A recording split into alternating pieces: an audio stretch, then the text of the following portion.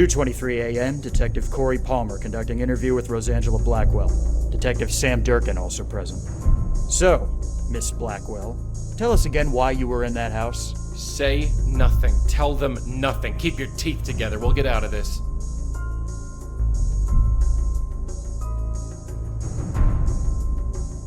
Answer the question, Blackwell.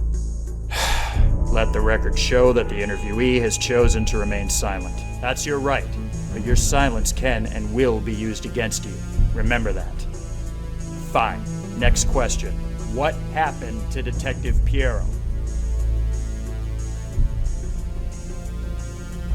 Miss Blackwell, I won't ask again. What happened to Detective Piero? Enough, Palmer. You saw the paraffin test. Leah fired that weapon. I refuse to believe that, Sam. Believe what you want. Those are the facts. Well, here's some facts for you. This lady was chatting with Emil Haskins earlier this evening. Not only that, we have a witness who saw her sneaking into his office at work. How do you respond to that?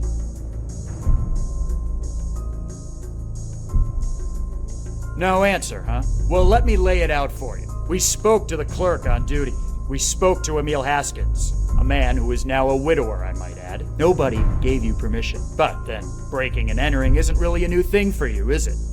I've pulled your file. Do you even know how many restraining orders you have against you? Let the record show that the interviewee has chosen to remain silent. Again. If getting banned from the campuses of NYU and Columbia weren't bad enough, we've got a dozen complaints registered against you from businesses and families. I'd call Bellevue to have you taken away. But you're banned from there, too.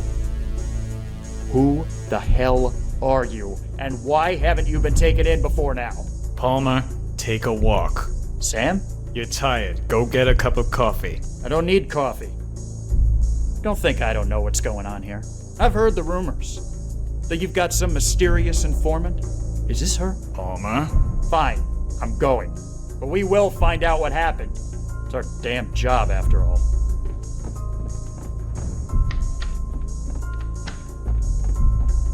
So, you happy now?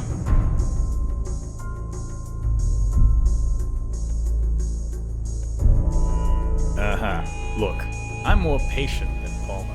Legally, we can keep you here for 12 hours. You really want to sit here for that long? I did what I had to do. You broke the law. Several. I know. Was it worth it? Was it worth putting both our asses in the fire?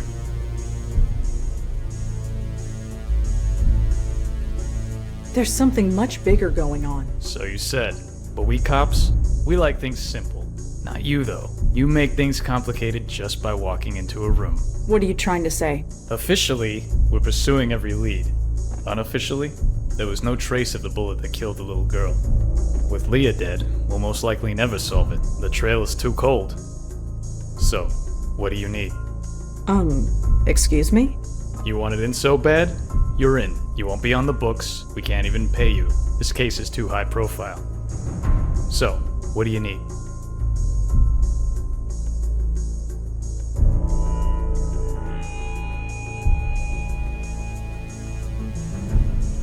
Access to George Austin's apartment. I'll take care of it. Anything else? Access to Leah's case files. Can't do it. Those are being boxed up and archived. Anything else? Everything you know about George Austin. Palmer can get you that. Speak to him tomorrow. Anything else? Cup of coffee? I'll let Palmer get you one on the way out. Anything else? Nothing that I can think of. All right. From now on, you talk to Palmer. He'll be at the front desk tomorrow. Detective Durkin. Sam, why are you doing this? Why me? My first case involved a kid. 30 years ago it must have been. There was this little girl living with her aunt. The aunt went nuts. Smashing things, screaming. Total loony. The little girl was hiding in a closet. Couldn't have been more than 5. Scared out of her mind. I've had a soft spot for kids ever since. I see. Go home, Blackwell. Get some sleep. You look like you spent the night in jail.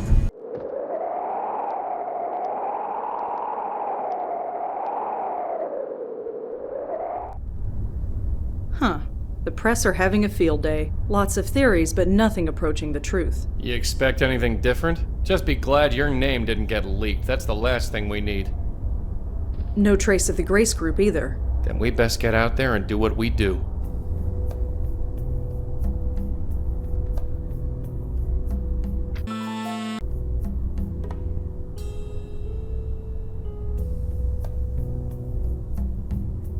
My old computer. I don't use it much since I got my phone.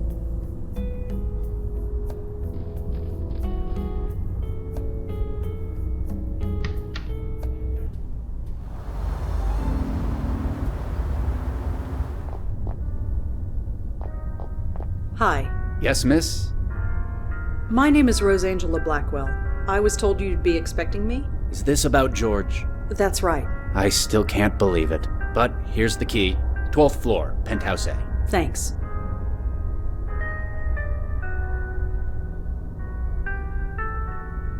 Did George ever mention the Grace Group? Grace Group? Does it have to do with Grace Church? It might. I know he often went to Grace Church services, but he never mentioned any Grace Group. Sorry. Can you tell me anything else about the clothing drive? No. But if you have any old clothes, feel free to give them to me. I'll put them in the box. Better not. If you did that, you wouldn't have any clothes left.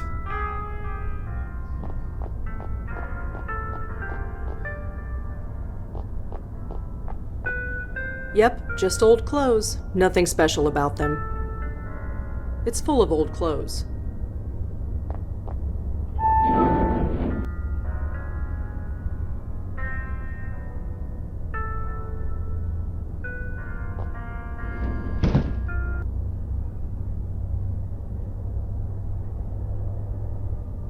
I think they might be candlesticks. Possibly. It's a tablet computer. Looks like it's still in the charging dock.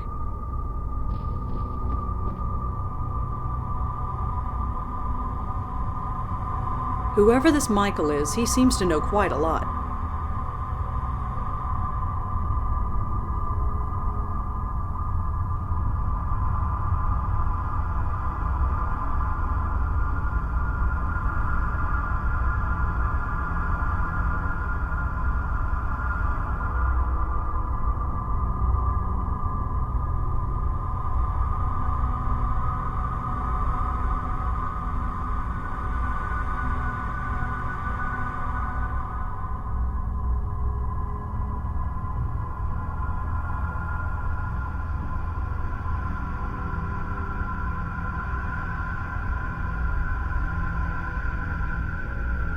So this Michael has a source who knows about bestowers. About me. This is starting to get personal.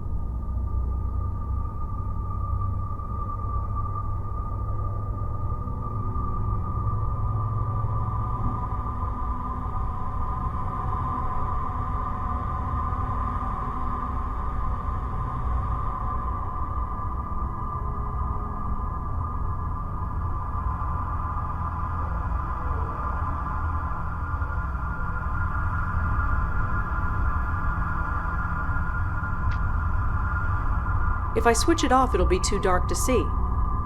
It looks like a regular lamp. Looks like a balcony out there.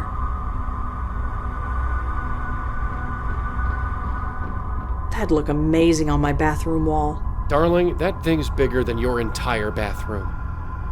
Is that a genuine Ming? It must have cost George a fortune. A saucepan and some cooking implements. They don't look like they've ever been used. Bok choy, garam masala, quinoa, branzino. It's either a shopping list or a voodoo spell. A pedal-operated garbage can. Bok choy, garam masala, quinoa, branzino. It's either a shopping list or a voodoo spell.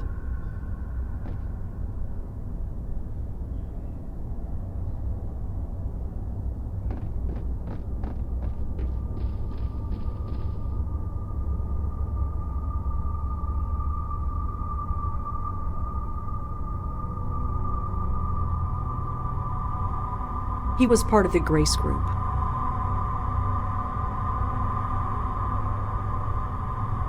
This is the phone number that Michael called George from.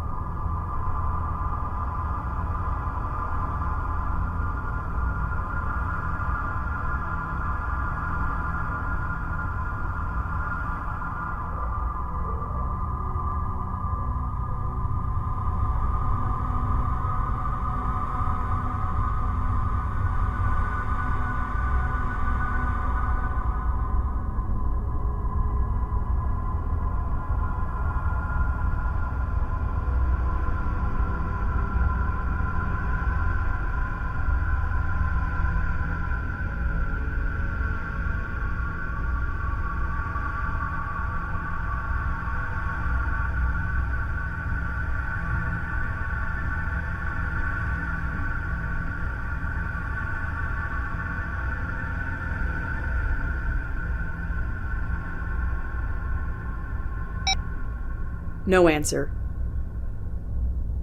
I think they might be candlesticks. Possibly.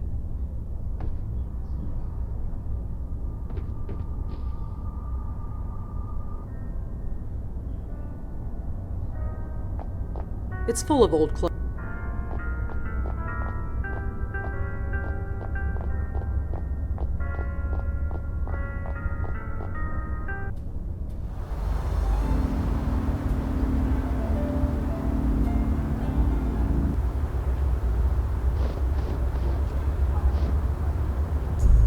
Oh, it's you. Sam told me you'd be swinging by. Hi, Corey, was it? No, it's Officer Palmer. So Durkin told me to speak to you?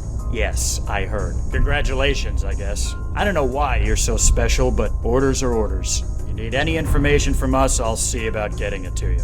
But you talk to me, and only me. Understand? Perfectly.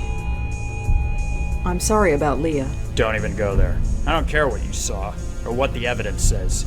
Leah wouldn't kill herself. And if she did, then she wasn't Leah anymore. So are we good? Good? You don't think I still killed anyone, do you? I don't know what to believe. But Durkin vouches for you, and he now owes me a favor, a big one. So, I guess I come out ahead. Is Detective Durkin around? I haven't seen him since yesterday. I'm sure he's wandering around somewhere. You seem to be taking Leah's death rather personally. The chief would agree with you. That's why I'm shackled behind this desk instead of out there doing something. So, what's the latest on George Austin? He was killed with a .22 caliber bullet. That's all we know so far. We're still talking to Leah's ex-husband, but he's got a pretty solid alibi. How did Kendra die? Was that ever established? I read the autopsy report. It was definitely a bullet wound. It went right through her shoulder. Clean hole all the way through. The coroner said that she bled to death, but could have survived if she was brought to a hospital right away. I don't understand this. Not at all. Did you know Emil Haskins at all? I don't know much. Just what Leah used to tell me. I got the impression he was a deadbeat. Always out of a job, always late with child support payments, things like that. Guess he doesn't have to worry about that stuff anymore. So what's the story with you and Leah? I get the impression you knew her pretty well. Yeah, I guess you could say that. I partnered with her back when I first joined the force. She taught me a lot. Everything, really. I owe her. She was a rock. She was a rising star. Why would she flip out like she did? I'm working on it, Corey. I really am. That's Officer Palmer, and I'm not holding my breath. Is there anything else you can tell me about Leah? Officer Piero was juggling a demanding job, a growing daughter, and a deadbeat ex-husband. There was immense pressure on her, but I still don't buy that she would do what she did. George and Leah both were members of a self-help group. They called it the Grace Group. Oh yeah, Leah told me about that place. She did? Yeah, she didn't go into detail, but I know it meant a lot to her. She used to tell me that nobody could ever fall so far that they couldn't still reach for a helping hand. I'm not sure what that meant, but she used to say it all the time. Do you know anyone named Michael? You're gonna have to be more specific than that. Does this phone number mean anything to you? Not really, but I can trace it for you. Trace it? Run the number, see who it belongs to. Within reason, anyway. Where'd you find it? I found it on George Austin's phone. Oh, we ran that number already. You did? Yeah, it belonged to Grace Church. Probably calling for donations or something. Yeah, or something. Thanks anyway.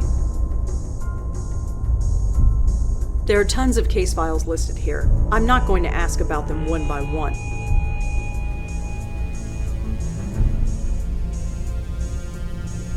Well, I'd better go. Thanks for the help. Sure.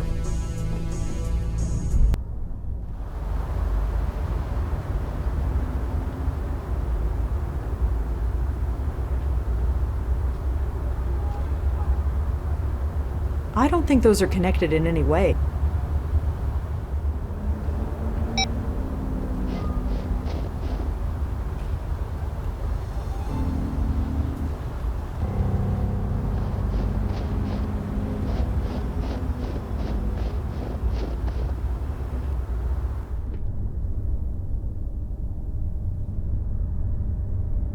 Hi, remember me? Yes, and would you please keep your voice down? Sorry. I'm looking for information on the Grace Group. Grace Group? They used to meet here, in the basement. Some kind of self-help group? There are hundreds of so-called Grace Groups, and they all have meetings in the basement. You will have to be a bit more specific than that. Do you know any Michaels? In my line of work, I know more than I can count. I checked with the police. This number belongs to a phone in this church. A man I'm looking for made a phone call from this number. His name is Michael. It's very important that I find him. I'm afraid I don't know who you're talking about. I am sorry. There are tons of case files listed here. I'm not going to ask about them one by one. The telephone that uses this number, where is it? Why would you need to know that? Michael used the phone. Maybe he left a clue behind when he did. And he could have used any one of a dozen offices in our administration wing. Really? Over a dozen? Yes. So, if you want to locate Michael Cooper, you'll have to find another way. Wait, Cooper? Pardon? You said Michael Cooper. Isn't that the gentleman you're looking for? No, I just said his name was Michael. So you did. A slip of the tongue. My apologies. It is quite late and I'm tired. You need to tell me who Michael Cooper is. I told you I don't know any Michael Cooper. You need to tell me who... I told... That tactic ain't working, sweetheart. You need to come at this some other way.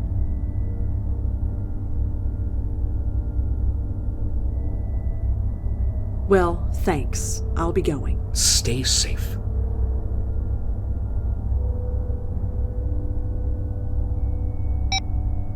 If the phone is nearby, it's not ringing.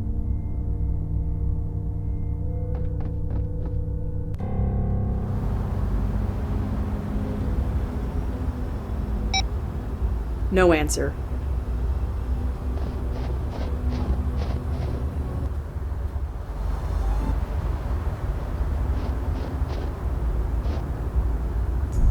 Officer Palmer? Yeah, what can I do for you?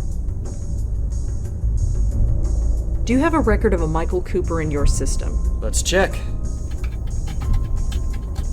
Sorry, it's too common a name. You'll have to give me specifics. I already asked him about the number. I don't need to ask him again. Do you have a record? Let's check. Sorry. Well, I'd better go. Thanks for the help. Sure.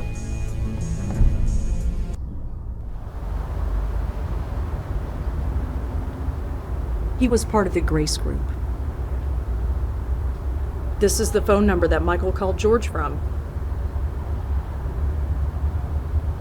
I don't think those are...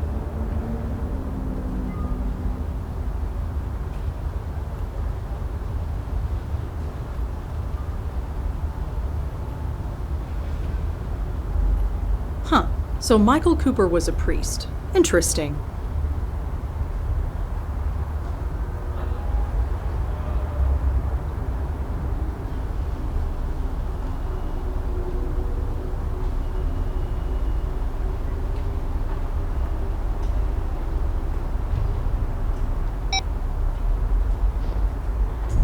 Officer Palmer. Yeah.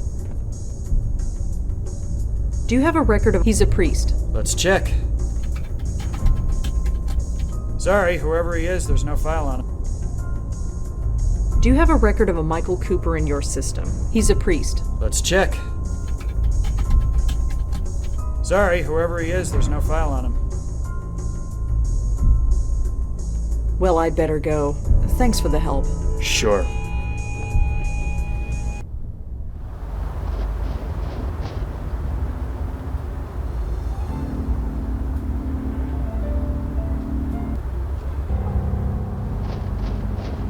It says Grace Church in New York, Episcopal, Reverend Gabriel Ullman, Rector. Weekend organ meditations. It says Grace Church. Of course, we knew that already.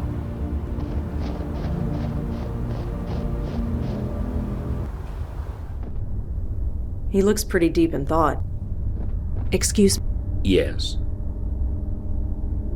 Michael Cooper. He's a priest too, isn't he? So? So, it's a pretty big coincidence, wouldn't you say? Do you really want the police involved with this? You're not a police officer. No, but I can bring them in. You have no right. They'd never do it. Maybe I don't, but I can try. Either way, they will be looking at this church. And at you. I made a promise. He came to me scared, begging me to protect him, to give him sanctuary. He was ranting. I should have turned him away, but we roomed together at the seminary. We were close friends once. What could I do? You can take me to him. He's raving. He's mad. He says he's in a battle for his very soul. Is this true? Yes. Yes, it is. He's in the school. It's closed for the winter break, so it seemed like a good a place as any to hide him. Here's a key. The entrance is around the corner. Please, do whatever you must. Just don't come back here. Don't worry. So, thrown out of a church. I suppose with our record, it was only a matter of time. The entrance to the school is around the block. Let's go.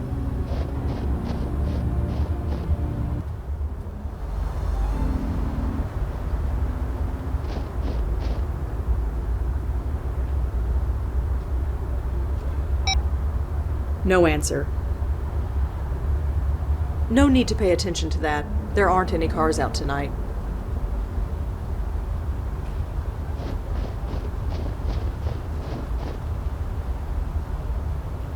The Lord is my shepherd, I shall not want. He makes me lie down in green pastures. He leads me beside the still waters. He restores my soul. Ugh! Huh? You! Michael? Stay back, bestower. I've got a gun. Just a second. I said stay back! Whoa, calm down. I'm not here to hurt you. Oh yeah? Tell that to Leah and George and the others. Others? How many of you are there? You don't even know that. You don't know a thing, do you? This wasn't the plan. Plan? Yes, our brilliant plan. We get the bestower to escort our souls to the next world, protect us from this force that is after us. Instead, you let us be destroyed. You think I wanted this to happen? People dying, souls torn apart? You think I want this? Of course not. It's just, well, look at what we've been reduced to. I'm sorry. Whatever is going on, it's new. I've never seen anything like it before. I see. And what about him? Huh? Your friend, the man behind you. He hasn't said a word since you walked in here. Me? Do you mean me? Yes, you. Don't look so surprised. How else could I have known who you were? Now get out of here. You've been nothing but trouble ever since George went to look for you.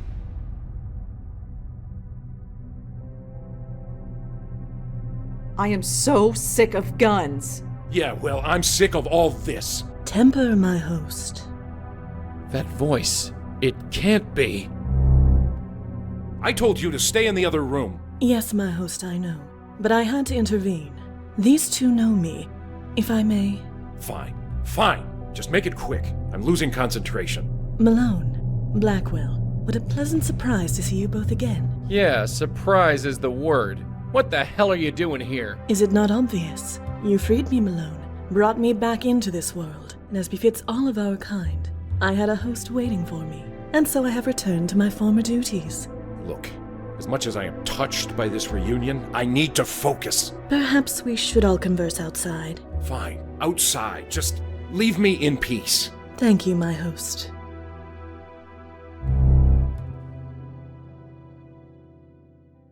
You're a bestower too? What gave it away?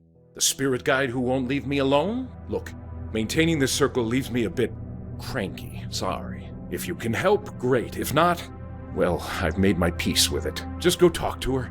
She's outside. I need to concentrate. He leads me in the paths of righteousness for his name's sake. And though I walk... Blackwell? Malone? It's been a long time since we've been able to converse. Last I saw you, you helped me out of the void. Then you disappeared. Where the heck did you go? And how come we're only just seeing you now? I admit the transition hasn't been pleasant. I have had 3 hosts since returning to this world. The first was an old man on the edge of death. He lingered for 6 weeks before finally succumbing to the inevitable. When the old man passed, I became bound to his niece for a time. She ran every time she saw me. I tried to keep my distance, give her time to adjust, but in the end, she fell down the stairs in an attempt to flee. The poor woman died, and I was passed to her brother, the man inside.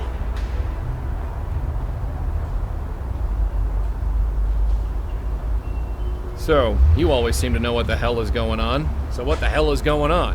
Who's after the spooks? I do not know. I wish I did. Like you, we saw it happen. We saw a soul being torn apart and could do nothing. I'm afraid my host became a little unreasonable after that. So why was George Austin looking for us? We needed a bestower. A proper bestower. My host and I were not up to the task. Eh? It might be due to my time in the void. It might be because my host's soul has been marked by whatever is out there. But in any case, our abilities are limited. We cannot even help lost souls move on as you do. We can see them and talk to them, but that is all. Hence why we needed you. Lucky us.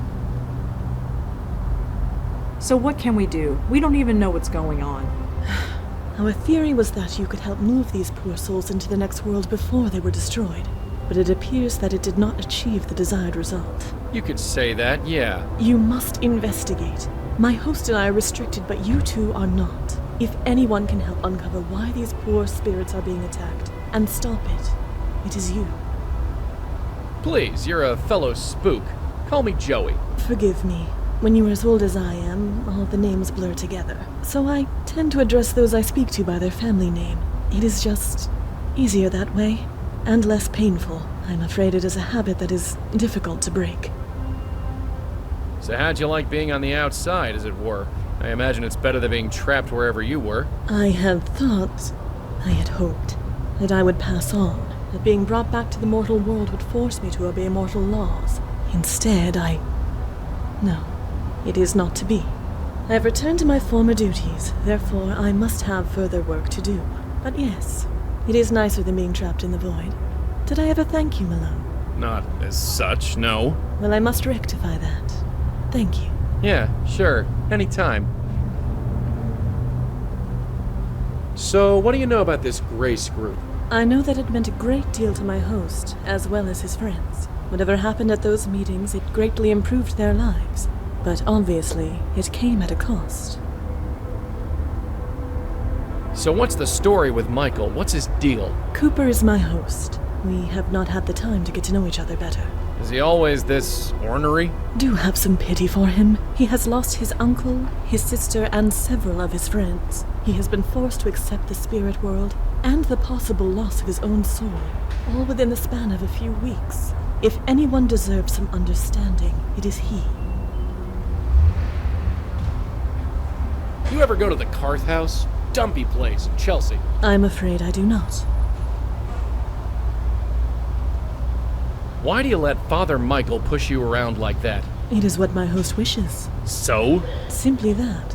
I must do what my host commands. Right, seriously. What's the story? No story, Malone. If my host wishes me to leave him alone, I leave him alone. That actually works? Of course. It is my duty to do so. So, Joey, could... No! Of course, some of us take our duties more seriously than others. Right. We're gonna take off, plan our next move. Of course. Madeline. The last time we met, she helped me out of the void. I suppose I owe her one.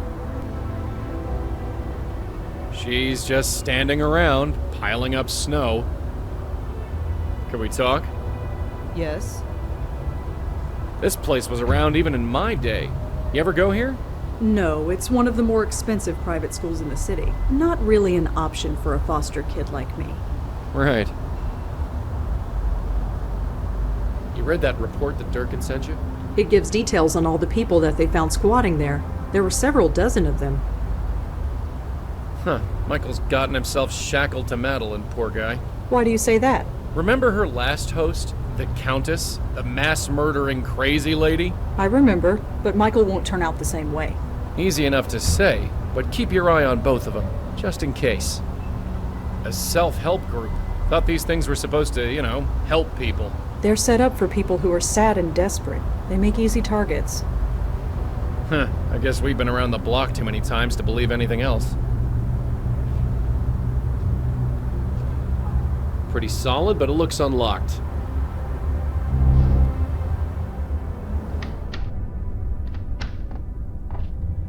The Lord is my shepherd, I shall not want. He makes me lie What down the in hell green was that? pastures. Protective circle. He leads me Keeps beside spirits the from still getting in. waters. Works He pretty restores good, doesn't my it? soul. Yeah, bully for He you. leads me in the paths of righteousness for his name's. That's far enough. Oh, come on. It's me. Sorry, bestower or no bestower, I'm taking no chances. Get back. Fine.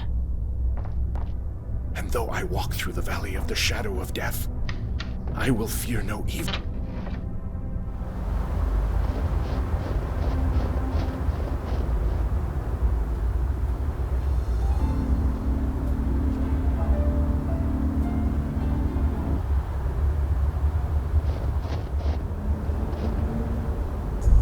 Officer Palmer, Yeah. do you have a record of a Mike? He's a priest. Let's... Sorry, There are tons of case files listed. Well, I'd better. Shh.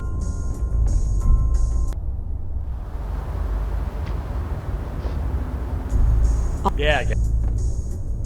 Well, I'd. Shh.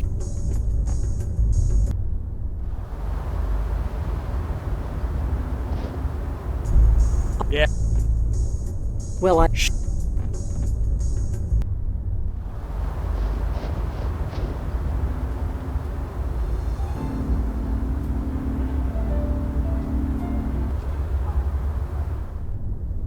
One of those glowing screen things.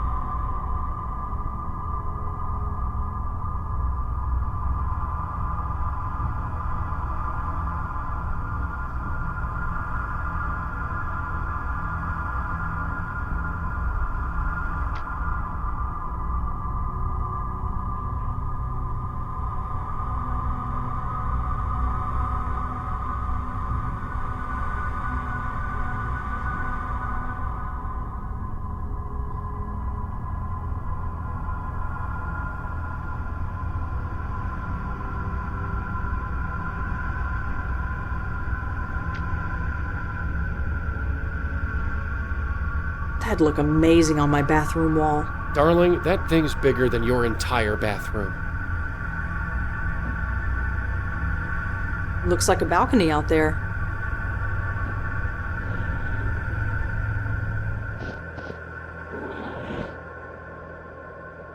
A little table and a chair. It'd be a nice place to sit with a glass of wine at sunset, if there wasn't 3 feet of snow out here. It might be pretty in the spring, but for now all the plants are dead. This is private property, you know.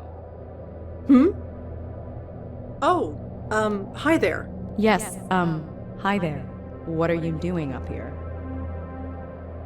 I'm a friend of George Austin. A friend, of course. I suppose he was bound to get to a redhead sooner or later. Oh, no, it's nothing like that.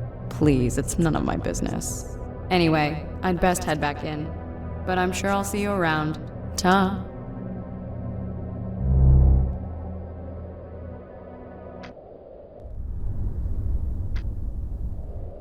Joey, could you come out here? What is it? It'd be a nice place to sit. Huh, locked.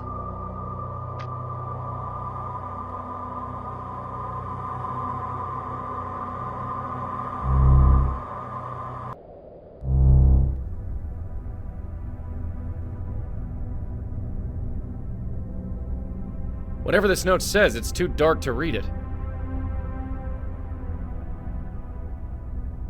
She seems pretty easygoing, but it's hard to say if it's genuine. It feels polished, practiced. Hi there. I'm sorry, have we met?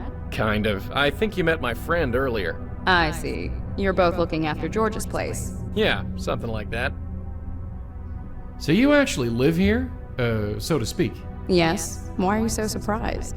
Well, this place is kinda, well, empty. I live alone. That's not what I mean. Look around. There's nothing in here. What on earth are you talking about? Never mind. So, about this place. I might not have the highbrow taste that George has, but my furniture is just as serviceable as his. And twice as comfortable, I might add.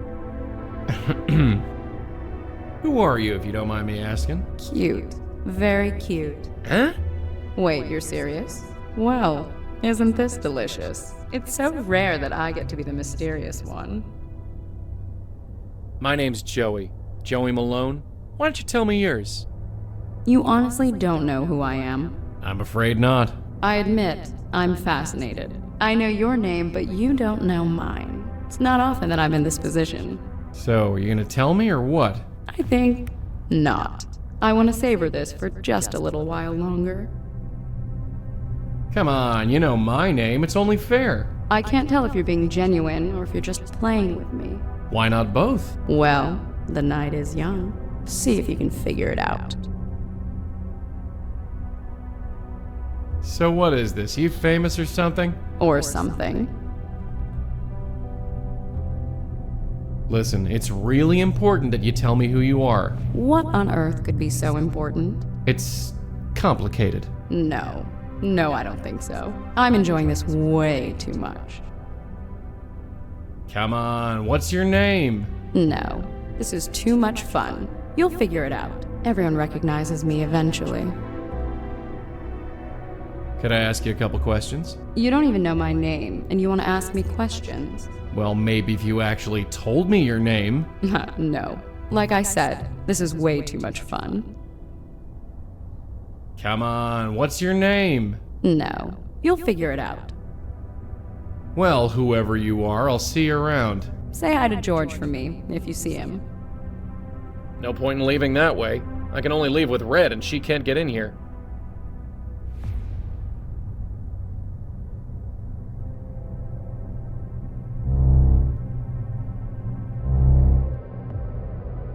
Some dead plants. They're in good company.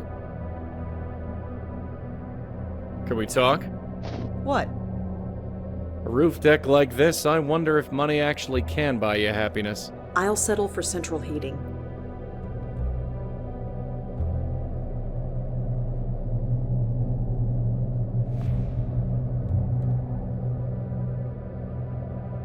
Any thoughts on the roof spook? She's inside a locked apartment, Joey. You're the one who can talk to her.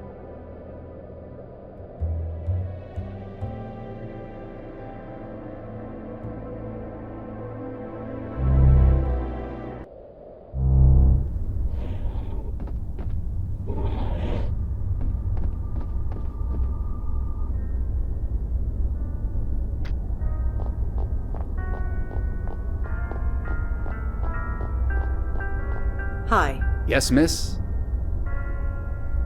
Do you know who lived in the apartment across from George? I'm afraid not. I only started working here a few months ago.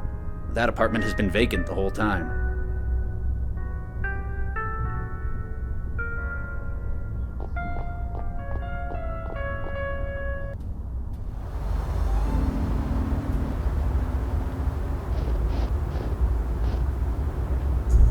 Officer Palmer? Yeah, what can I do for you? Do you know if any of George Austin's neighbors died recently? It's not in any of the reports. Do you have a name? No, not yet. But she lived across from George. Can't you look it up that way? I can't, no. The way the system works, I can only look it up by the victim's name, not address. Sorry.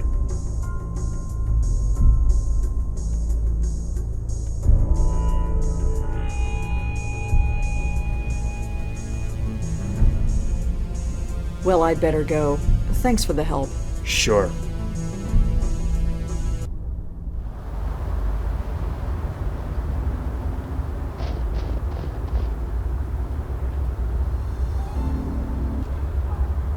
Ah, you have returned. Madeline? Yes, Blackwell. There's a ghost haunting the empty apartment across from George Austin. I see. Well, you know your duty.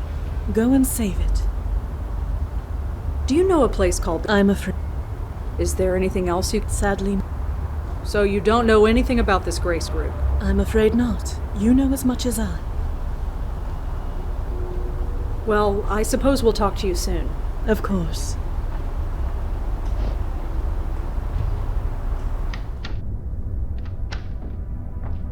Father Michael? Lord, he's my shepherd. Yeah? I can't believe there's another medium in New York. Medium? Sorry, I mean bestower. I've been calling myself medium for so long I sometimes forget. Uh-huh. I mean, it's not like I have anyone to talk to about this stuff. Nobody living, anyway. Hey, look, I'd love to swap ghost stories with you, but it takes all my concentration to maintain the circle. Right, sorry. Maybe we'll have coffee later?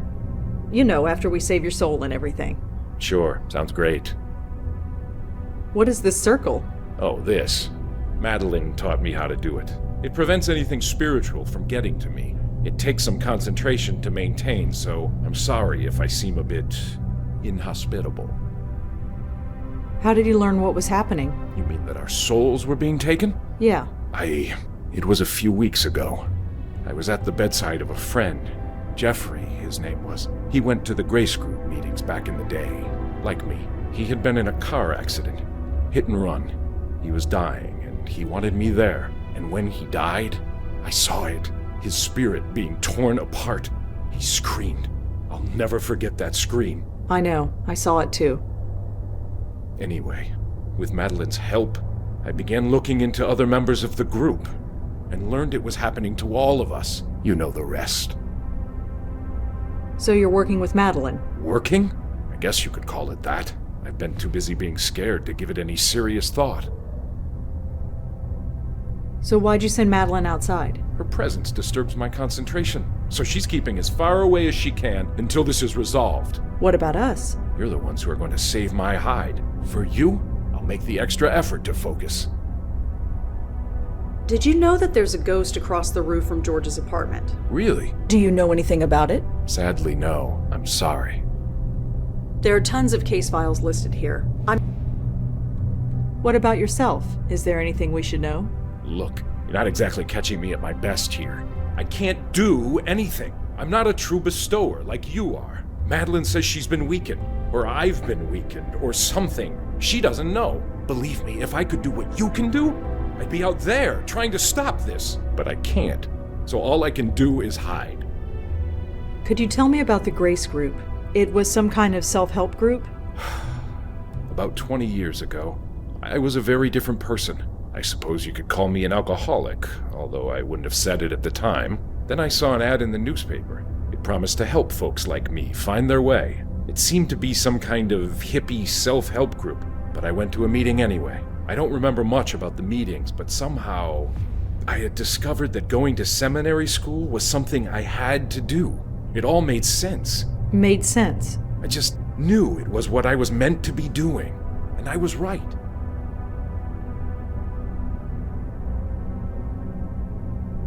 What happened at these meetings? That's just it. I don't remember. Until recently, I never questioned it before. How messed up is that? I'd go, I'd sit down, and leave. I'd meet with the other members for coffee afterward. What on earth did we talk about? We must have found something. But I do remember a man. Benjiro. He ran the meetings. Benjiro? Yeah, Japanese guy. I don't remember anything else about him. How many people went to these meetings? There were 6 of us. You already know about Leah and George and myself. The others are dead. Who were they? Does it matter? They are dead. Their souls were taken. Even still, tell me. Jeffrey Dutta, Heather Goffstein, Peter Fielding.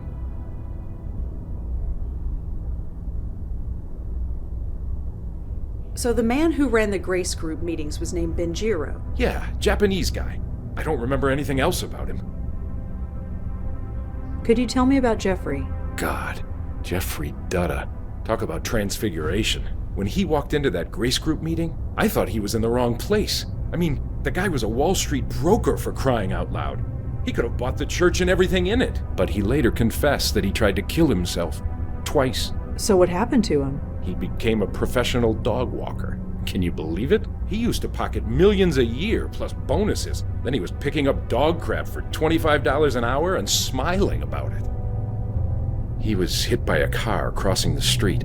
A hit and run. I was at his bedside when he died. Madeline had been around for about a month at that point, so I saw his spirit rise from his body. I thought I was supposed to help him, but instead You know what happened next.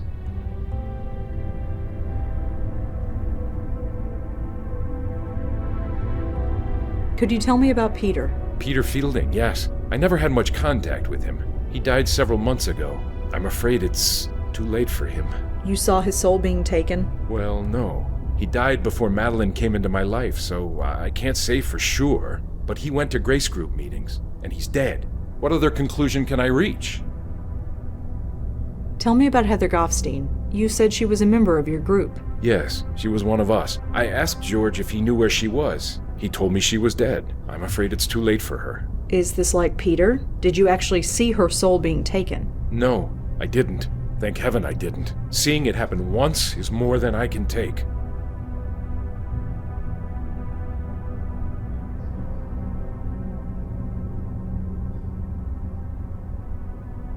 Is there anything else you could tell us about Jeffrey Dutta?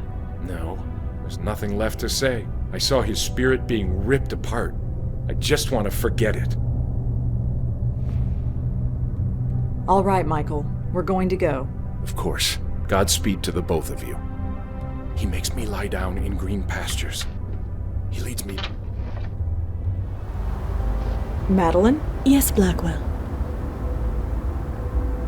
Michael said that a man named Benjiro ran the Grace Group meetings. My host has said as much to me, yes. Sadly, he does not remember much about him. Could you tell me about Jeffrey? I'm afraid not. Do you know anything about Peter Fielding? He was in the Grace Group with Michael. I have never met him. He passed away before I became bonded with my host. Michael believes his soul was already taken. He might be right, but he may not be. If his spirit still exists, you are the ones to find it. Do you know anything about Heather Goffstein? She was in the Grace Group with Michael. I know of her, but I have never met her.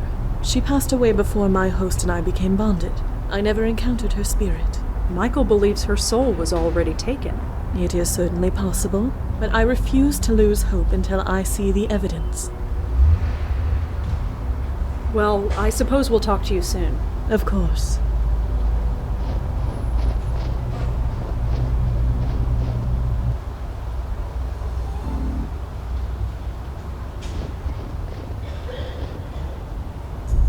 Officer Palmer? Yeah, what can I do for you? I'm trying to find someone named Benjiro. He ran some kind of self-help circle called the Grace Group. Let's see. No, nothing on file. Sorry.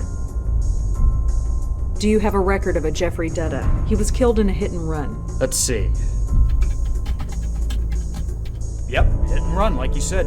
Technically, the case is open, but nobody has any hopes that it will be solved. Can you tell me anything about the death of a Mr. Peter Fielding? Okay, let's see.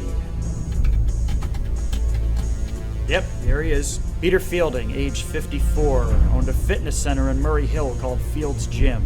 He fell off a ladder while fixing a light bulb in the locker room, hit his head on the bench, and bled to death. Nobody found him for several hours. An ambulance was called and pronounced him dead at the scene. Nothing more than that? That's pretty open and shut. Accidental death. Do you have any record of a Heather Goffstein? Let me check. Nope, nothing on Heather Goffstein. Sorry.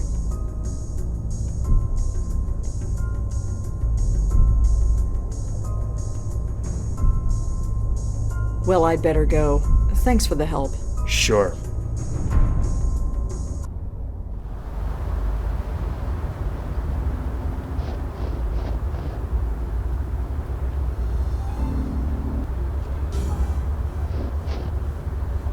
Looks nice and warm in there.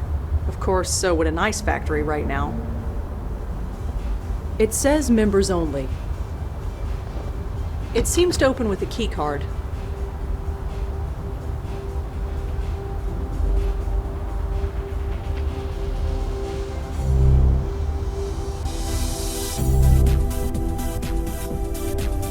Looks like some kind of headshot photo. Probably someone famous who uses the gym. Let's see here.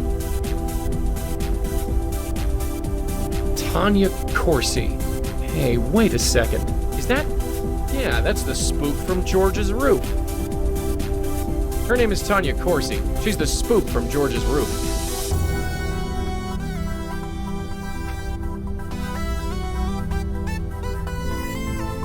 Run, run, run like a hamster on a wheel.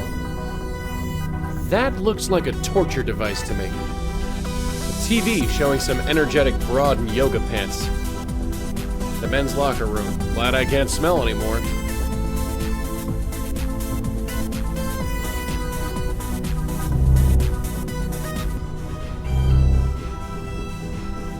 Nobody here. Hey, does it look right?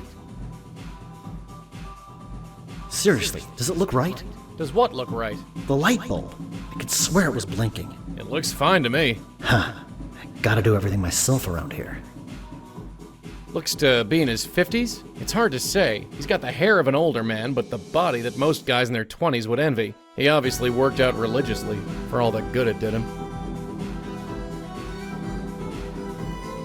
Hey, friend, can we talk for a second? Are you sure there's nothing wrong with that light? I'm no expert, but it looks fine to me. Well, what can I do for you? Hey, is your name Peter Fielding by any chance? That's me. Why? No reason. You own this joint, right? Yes, I do. My dad built it. You could say it's a family business. Been running it around 20 years? Seems like yesterday. So what's the story with the lights? I don't know. It's driving me crazy. There's something wrong with them. I can tell. Well, like I said, they look totally fine to me. I'll just have to keep checking. Nice place you got here. Thanks. You looking to join? Ah, no, I really don't think exercise is gonna do me much good. It's amazing how many people think that. You're young. Your metabolism is still going strong. But time catches up with you before you know it. You're preaching to the choir, Peter, but I'm still not interested. Well, we're here if you need us. So, how are you feeling? Fine. Why? You don't feel strange at all? What do you mean? Well, just hypothetically speaking, you don't feel like you're gonna explode? What, like indigestion? Not quite. I am on a strict diet of wheatgrass shakes and fiber. Indigestion. So, you run this place with your old man, huh? Sort of. He built it when he left the army. I took over long ago. So, you run this place with your old man, huh? Sort of. He built it when he left the army. I took over long ago. Ever hear of the Grace Group? I understand you went to a few meetings. You know about that? Sure. Wow. Well, yeah. I went to some meetings. It was all I needed. Why's that? Well, I wasn't the most focused of people back then. It's a long story, but in the end, I went to work with my dad running this place. It's been my life ever since. Hey, I think I met a friend of yours, Father Michael Cooper. Michael? Now there's a name I haven't heard in a while. How is he? He's seen better days. I'm Sorry to hear that. He'll pull through. He always has. You ever go to the Carth House? Dumpy place in Chelsea. No, sorry, I haven't been to the village in years. I hear Tanya Corsi went to this gym. She's been coming here for years. That body you see on TV, I take full credit for that. Well, we all gotta be proud of something. Do you know anything about Benjiro? Ran the Grace Group meetings. Sure. Well? Funny. I can't think of anything to say exactly. It's been 20 years. Sure, people forget things. That's it exactly. I just didn't think it would happen to me so soon. Did you know Jeffrey Dutta? You know Jeff too? Not really, I just heard of him. Good guy. Took care of my neighbor's dog when she was on vacation. So tell me about yourself, Peter. I'm the guy who's gonna kick your butt into shape. Ah, well, we'll see. Do you know Heather Goffstein? You know Heather too. Who don't you know? Well, I'm a people person. Wow, Heather. Haven't heard that name in a long time. Can you tell me anything about Heather? It's been a while. And I didn't speak to her much back in those days anyway. Sorry. Well, I'll see you around. You got it. I'll be here. I just gotta see what's wrong with this damn light.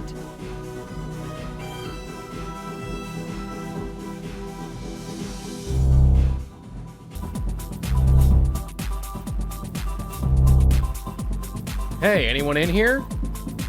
Anyone? Please? Well, that was disappointing. I can't touch the thing. Looks like that picture frame fell off the wall.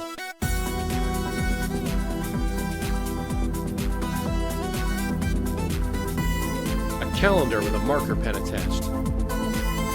A calendar with... It's a number on the calendar. I can't do anything with it. It's a Just a marker. Probably used to change the date on this count.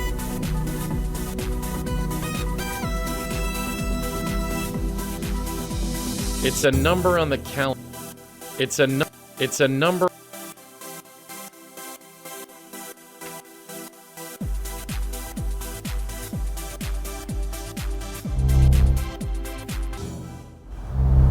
So I found Peter. Peter?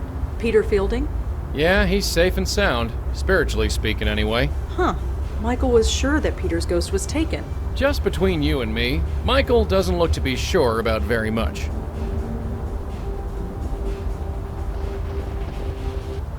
So, have you heard of this Tanya Corsi person? Tanya Corsi? Was she in the gym? No, it's the name of our roof spook. Is she famous or something? You could say that. She has a TV show. I think you mean she had a TV show. Let's get going.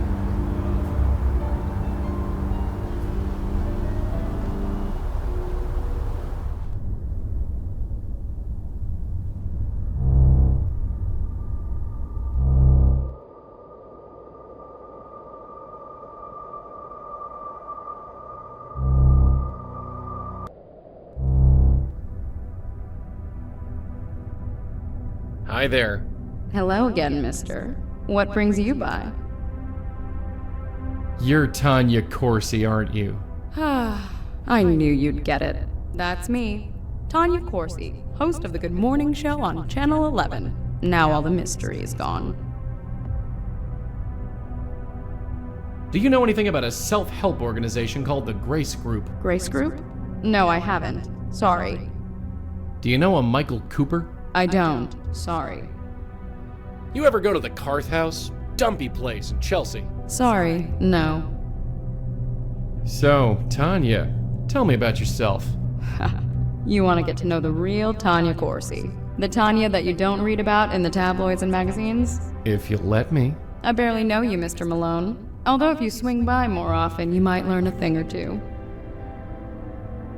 Does the name Benjiro ring any bells? Benjiro? Is that Japanese? I believe so. Sorry, I don't know anyone named Benjiro. Do you know a guy named Jeffrey Dutta? Sorry, I don't. Do you know a Heather Goffstein? No. No, I don't. Sorry. So, I heard you go to Peter Fielding's gym. I do. Or rather, I did. After what happened to him, I just couldn't. You mean his... Death? Yes. So senseless. So, can you tell me anything about Peter? A brutal taskmaster is what he was. But I can't deny he got results. Nope, I can't deny it either. Well, Tanya, I have to get going, but I'll see you around. Ta. Whatever this note says, it's too dark to read it. I'm not just gonna blow. I'm not.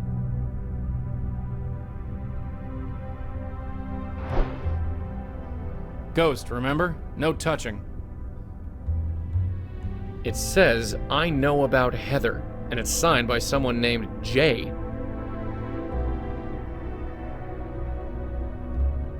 She seems pretty easygoing, but it's hard to say if whoever she is, she's doing a good job of hiding it. Hi there. Hello again, mister. What brings you by? I know about Heather. Do you know anything about this? About what? This note, the one on your floor. I have no idea. It has nothing to do with me. And what's it doing here? I have no idea. Okay, relax. The note is signed Jay. Who's Jay? I have no idea, and I don't know anything about any note.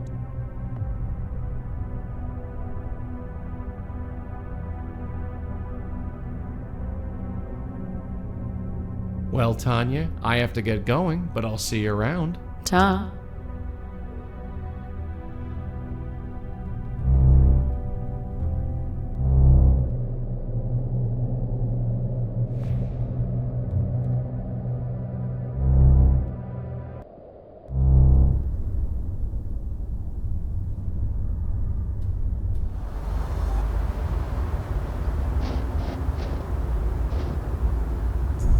Officer Palmer?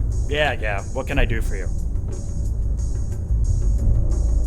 Do you know anything about Tanya Corsi's death? Tanya Corsi? What are you doing getting involved with her? It's... Complicated, yeah, I get it. Durkin warned me it might get weird. Anyway, there's not much to tell. She slipped in her shower and hit her head on the tub. She fell unconscious and she drowned. The coroner did an autopsy on her and found traces of whiskey and Valium in her system. Not a good combination. She killed herself? If you believe the tabloids, then yeah. But the coroner says no.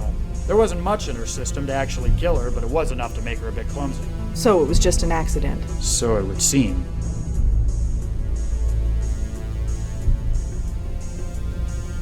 Do you have any record of a Heather Goffstein?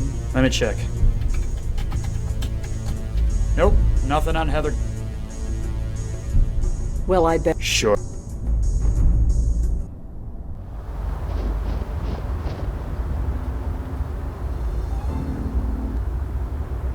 Familiar faces. It is a relief to see you both. We found one of the Grace Group spooks, Peter Fielding. I see. Is he still intact? Yeah, he tried to get me to join a gym. I thought as much. You thought so? What do you mean? You know as well as I do. A spirit cannot be moved from this world until it is spiritually ready. It would appear that is also the case here. But what about George and Leah? From my understanding, they were aware of their death when they were taken. Yeah, they were. Then there is your answer. They were spiritually ready to leave this world, and so were vulnerable. This Fielding, was it? He is a lucky soul indeed. Until he is made aware, he cannot be taken. Not by you, or by anyone else. So wait, this is our fault? Whatever do you mean? Leah, George. Just by trying to save them, we destroyed them. I suppose. Yes, it could be seen that way. But please do not blame yourself. How could you have known? Ignorance doesn't change anything. Listen to me. Whatever or whoever is taking these souls, they were marked long before they died. All we can do now is move forward and save who we can. So what? We just leave the spook to rot? Of course not. It has been known for some spirits to become aware on their own. The right face, the right moment, anything can trigger it. And if that happens to Fielding, no. Our duty is to save him, and save him we shall. How? The usual rules have been chucked out the window. We make a move and he gets hammered, and we're not gonna let that happen, not again. It is a dilemma for certain. You've been around the block a few times, so to speak. Nothing like this has ever happened to you before? The destruction of the very essence of life? No. Such a thing is difficult to contemplate, and to witness it, even more so. We need to think about this, plan our next move. Of course. In fact, I might have an idea along those lines. I must confer with my host. Please excuse me.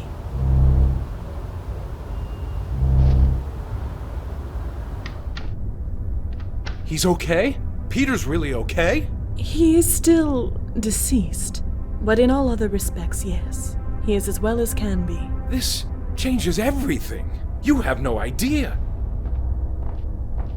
You two, thank you. Thank you from the bottom of my heart. I never even considered that Peter's soul could be saved. And maybe Heather, too. Yes, Heather. If she wasn't taken, then her soul must still be lost. And this is a good thing? Of course. If a soul is merely lost, it still can be saved. And maybe so can mine. So, what's your plan? We are approaching this from ignorance, and possibly from fear. Before I was trapped in the void, I was a spirit guide for a very long time. I can learn much from a spirit by looking at it, and talking to it. If Fielding's soul still exists, then it must be brought here. And Heather. Heather's soul must still be out there. And her as well, of course. Peter Fielding's spook is at the gym. It's not too far away. You can talk to him there. Are you kidding? I step out of this circle, who knows what could happen? If I die, there's a good chance I'll be an aware spirit, just like Leah and George, and then... Be at peace, my host. I would not ask you to do such a thing. Well, thank heaven for that. Besides, it is unnecessary. As you say, only spiritually aware souls are attacked. Since this Fielding is not spiritually aware, meeting him in his current state would be fruitless. We need to awaken him before I can determine anything about him. Won't awakening these ghosts destroy him? Aren't we trying to avoid that? Don't be absurd. We'll put them behind this circle. They will be safe there. And how are we supposed to do that? Spooks like me can't enter the thing. This might surprise you, Malone, but I did think of that. Come here. Take this. What's this thing? Call it a totem. It was made with some of my essence. The circle was created in much the same manner, so it will make a perfect focus. When you awaken a spirit, use the totem to send them directly here. They will remain safely behind the circle until we can determine the next course of action. So I'll be trapped in this circle with Peter and Heather's ghosts? I am afraid so, my host. Well, I suppose it can't be helped. And I guess it will be nice to see them again. Yes. Is there anything else you can tell me about Peter? Anything that can help us? No. Of all the people in our group, Peter was the one I spoke to the least. I think George once belonged to his gym, even took personal training sessions for a while. But George wasn't really the personal fitness type. Is there anything else you can tell me about Peter? Anything that can help us? No. Of all the people in our... but... I need to know everything you can tell me about Heather. Well, there was one thing. It was a confession of sorts, you see, and she trusted me. What was it? You don't understand. It was a confession. It might have been a long time ago, but it was still a sacred trust. I can't betray that trust. It goes against everything I believe in. Don't you think that under the circumstances, she would understand? I'm not sure God would. Does it really matter? What's the worst that could happen? You lose your soul? My God, when you put it like that. Heather was a prostitute. She wanted to confess, but didn't feel right entering a church. She might have been Jewish, judging by her name, but I think she just wanted to speak to someone who understood. Understood? Someone who had been to grace group meetings. Someone who had had a life-changing revelation, like I did. I don't know what her revelation was, but she wanted to purge herself of her old life. So she asked if I could come to her apartment and listen to her. So I did. Do you remember where she lived? I was a priest entering the house of a prostitute. It's not something you forget. She lived by Tompkins Square Park. Here's the address. Is there anything else you can tell us about Heather? Anything at all? I just know she was a prostitute when she went to Grace Group meetings. I don't know what's happened to her since. We're gonna head back out now. Then I do believe our talk is concluded. I will return outside. Hey, Madeline? Yes, my host. It's all right. All right. Yeah, stay inside. It's cold out there. I don't feel the cold, my host. I know. Just stay, please. And thanks. It is my pleasure, my host.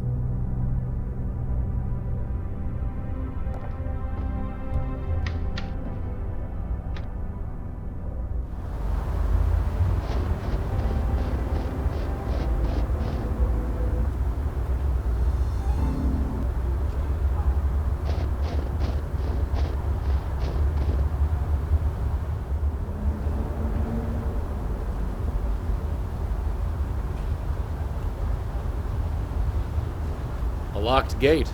A problem for some.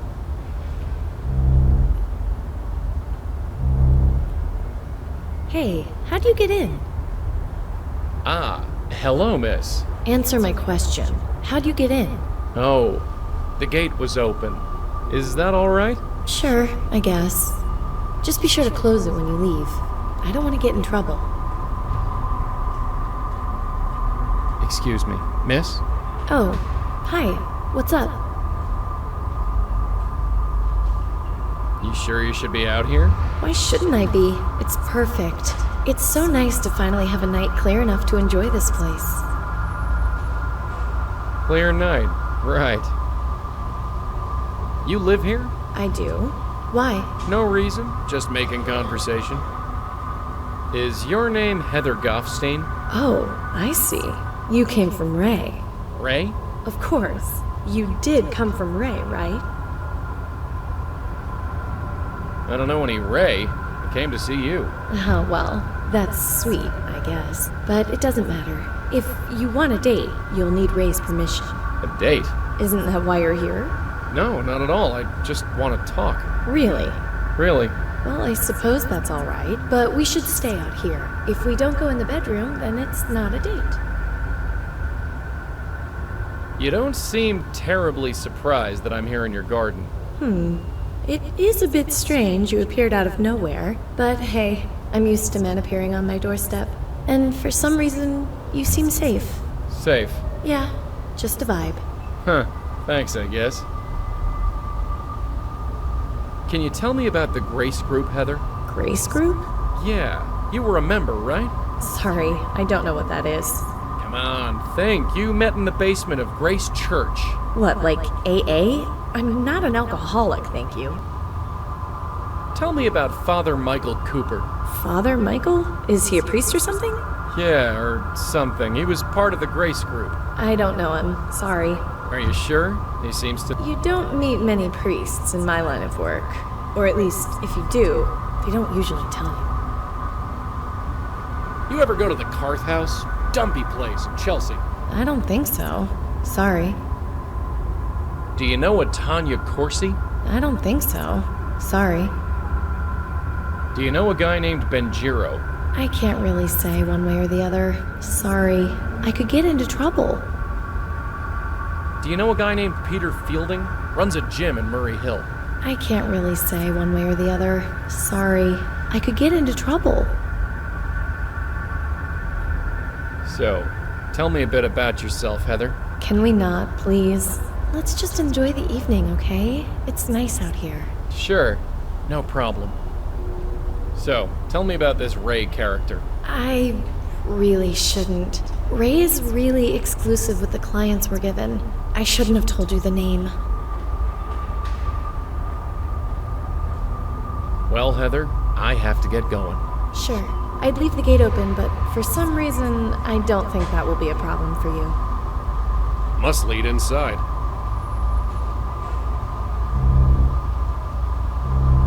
Just a dark hallway. I can't see a thing in there. What do you want me to do? Blow on it? There's nothing worth visiting on the other side. I guess there's nothing stopping me from doing that, except for my nearly complete lack of physical existence.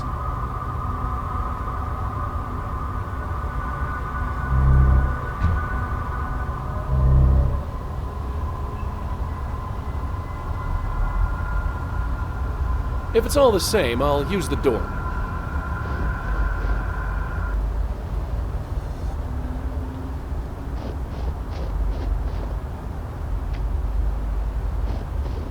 Pretty solid. No way I'm getting through. Some nasty spikes up there. I'm not climbing over it for sure. It just looks like a hallway leading down to a set of stairs.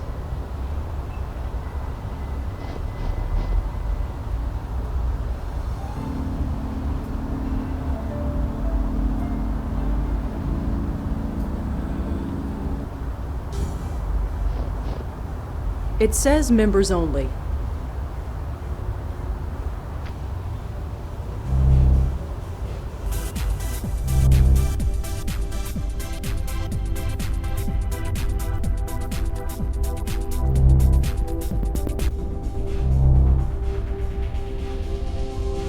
Hey, Peter?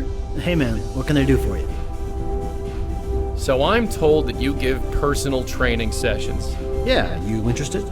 I sure am. Well, I don't have the time right now, but I can probably pencil you in. Just gotta check the schedule outside.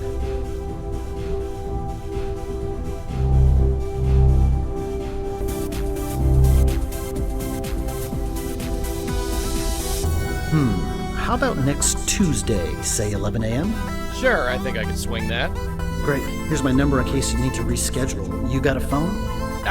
No, I'll just remember it. Okay. 646-555-0425. Thanks. Great. See you then. And by the way, when you come to our session, don't wear a suit. A calendar with a...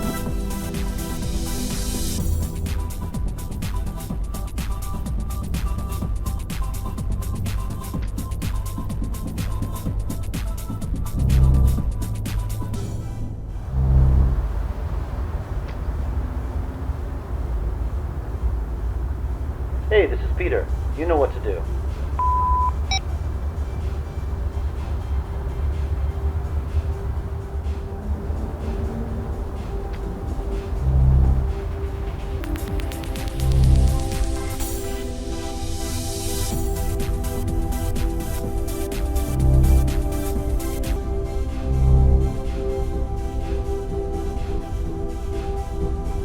Does it want a hug?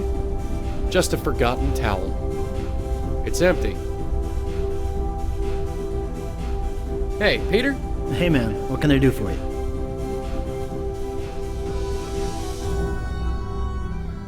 Do you know anyone named Ray? Sorry, I don't. So when's a good time to call you? Business hours are fine. Can you tell me anything about Heather? It's been a while. And I didn't speak to her much back in those days anyway. Sorry. So what can you tell me about Father Michael? God, it's been over it. I'm afraid I can't tell you much. Can you tell me? No, sorry. Well, you got it.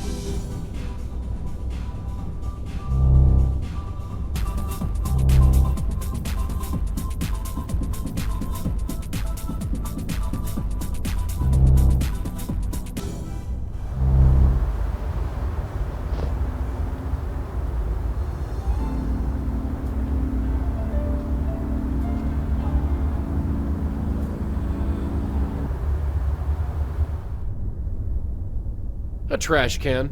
Nope, still a ghost.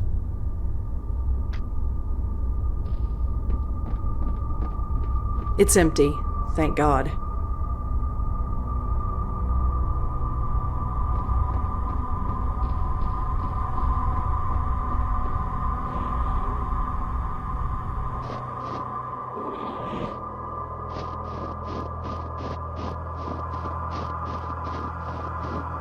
Huh. Joey, could you come out here? What is... Huh, locked.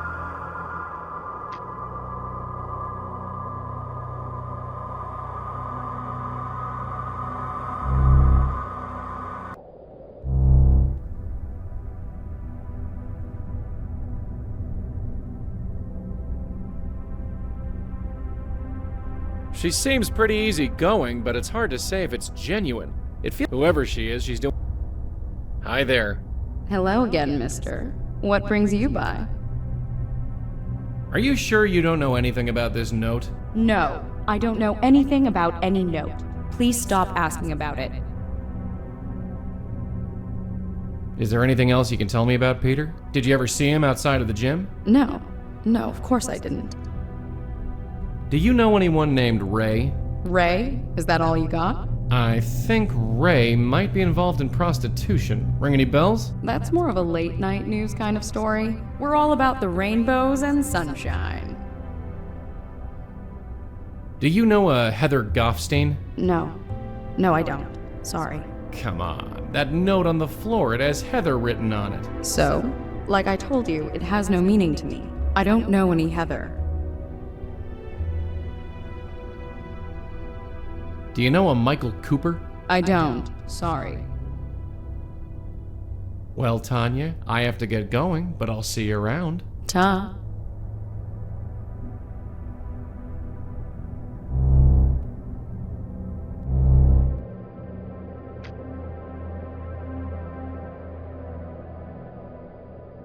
Hey, this is Peter. You know what to do.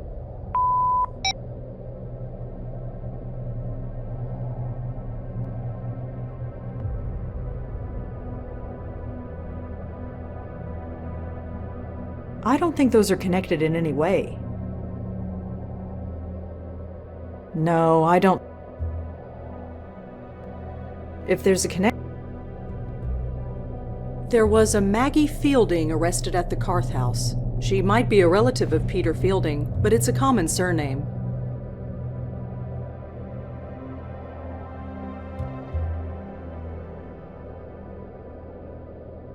If there's a connection. There was a Maggie Fielding arrested at the Carth. She might be a relative of Peter Fielding, but it's a. No, no connection.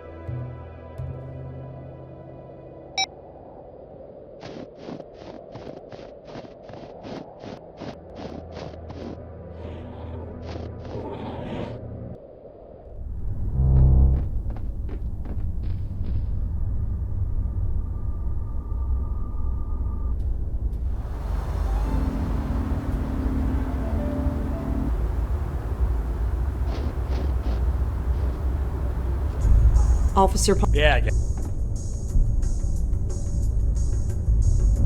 Is there anything else you can... Just what I told you. It was open. Do you know anything about someone named Ray? I don't know who he is, but I think he's involved with prostitution. Prostitution? Is this related to Leah's case? I don't know. It could be. This just gets better and better. Anyway, Ray, let's take a look. Okay, the name Ray definitely comes up in the Vice Department database. There was a raid on a bar called Vantini a few years ago, and someone named Ray was taken in for questioning. No charges were made. Just Ray? No last name? No. Whoever Ray is, that's his full legal name. Anyway, here's the address of the bar if you need it. Thanks. Sure. Well, I'd better go. Thanks for the help. Sure.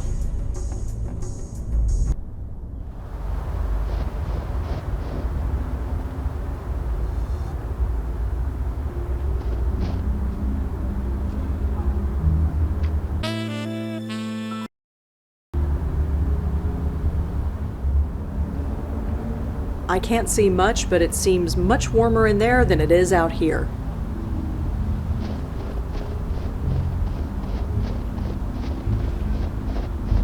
The gate is locked. Huh, locked.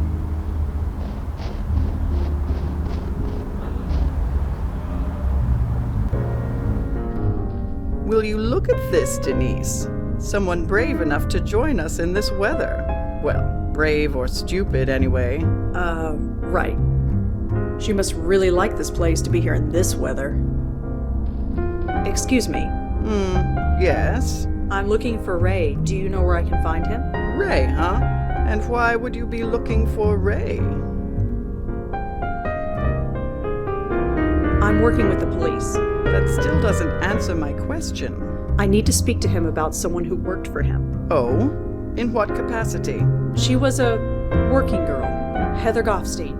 She worked for Ray, and now she's dead. I see. Worked is the appropriate word, I suppose. Heather left my employ a long time ago. Your employ? Yes. You want to speak to Ray? She's right in front of you. The former Rachel Mendez at your service.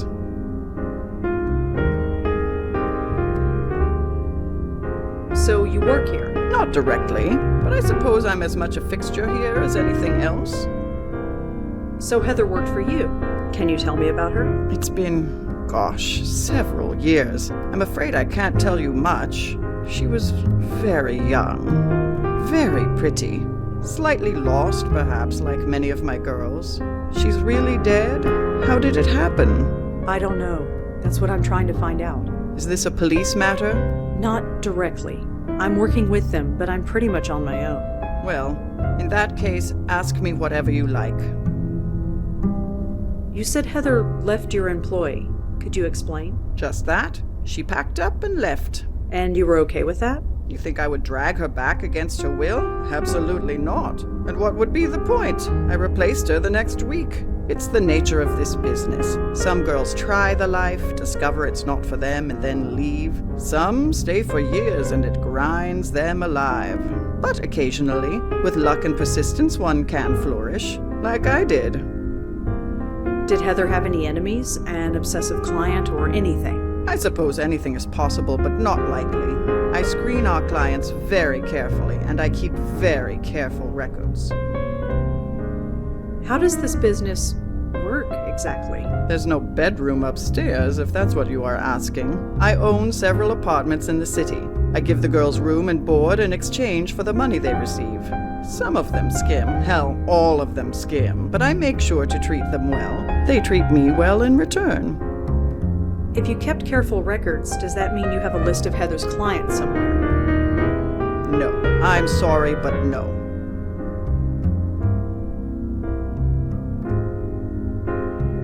I really need that client list. Absolutely not. I give a premium product, and our clients expect premium service. Privacy is part of that service. That client list stays in my office where it belongs. Don't you want to know what happened to Heather? That client list could help. You have no reason to suspect one of her clients had anything to do with it. You can't even tell me how she died. I won't betray my client's trust based on a flimsy guess. I could bring in the police. I'd like to see you try. Every few years they try and raid this place, make a show of getting tough, but nothing sticks. I make sure of that. I really need that client list. Absolutely not. I give a premium product, and our clients expect premium service. Privacy is part of that service. That client list stays in my office where it belongs. Well, I guess that's everything. Sorry I can't help you. For what it's worth, I liked Heather. I'm sad she's dead. I suppose a drink to her memory is in order. Care to join me? Thanks, but no. More for me then. Denise! 1 gimlet, please. You know how I like it.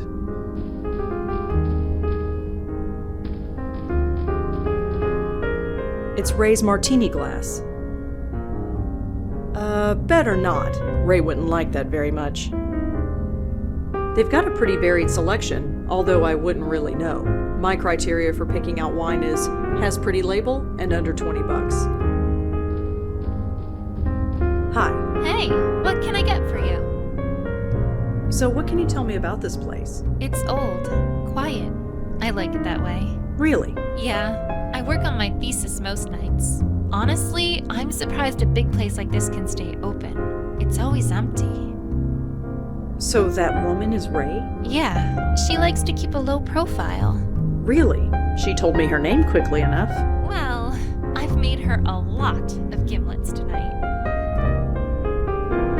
Do you know about Ray's, business? Look, I just work the bar. I don't ask questions. And I shouldn't answer them either. Sorry. I better not drink. I need to keep a clear head. How about a coffee or something? No thanks, I already have one. I see.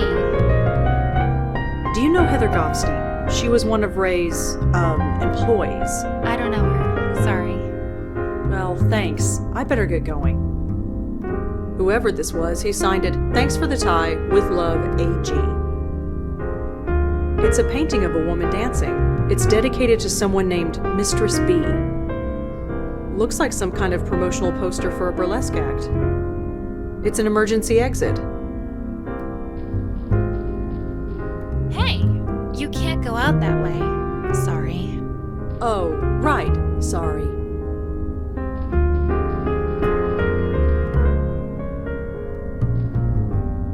Looks like the kind of place where old men would read newspapers. If people still read newspapers anyway. Some vintage posters of a German crooner. Looks to be 50 years old. A painting of a woman in Victorian dress. Some vintage posters of a German crooner. Looks to be 50 years old. Looks like the kind of place...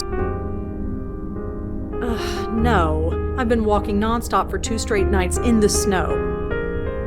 Looks comfortable. Shame I'm not here for fun.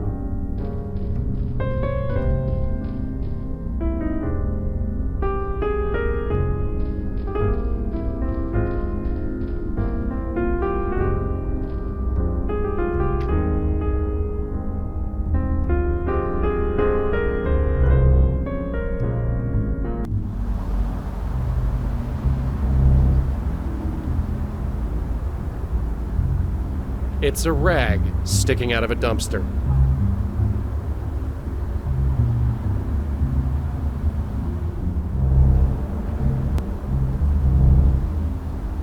I think I'll try the main door.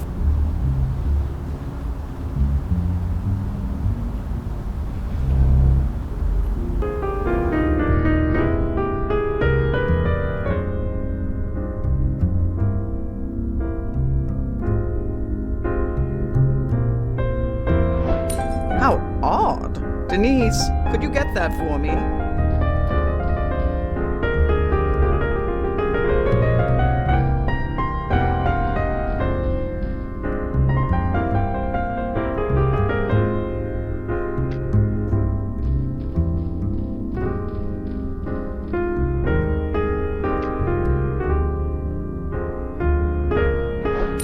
Oh, I miss Butterfingers tonight. Oh, Denise.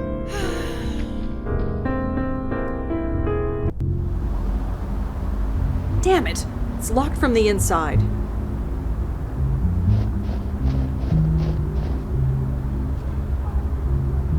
A filthy rag from a dumpster. Why am I carrying this?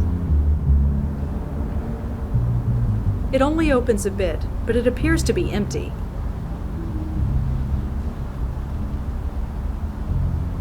Ow! I don't know what that was supposed to do, aside from making me walk with a limp. Oof, it won't budge. Oof.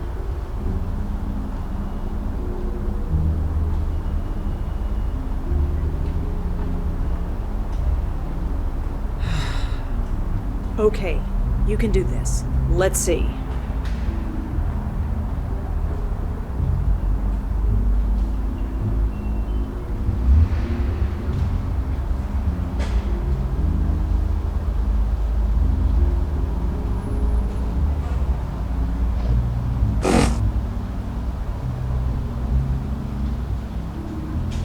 I'm really glad Joey wasn't around to see that.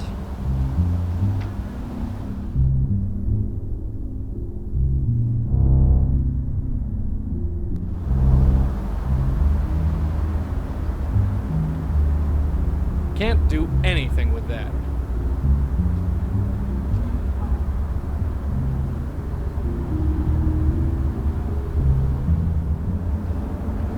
We don't have time to explore this place floor by floor.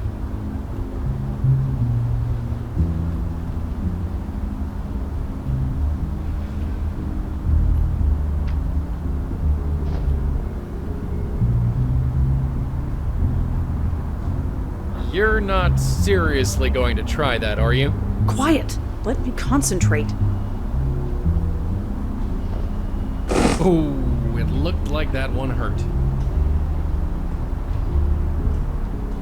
Yes, Joey, it hurt. Just saying, if it hurts, maybe you should stop doing it.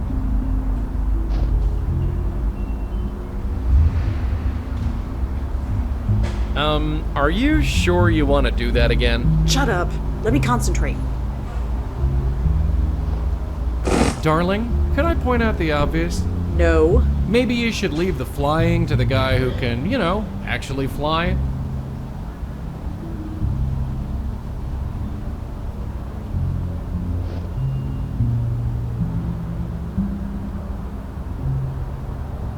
I don't need to clean that.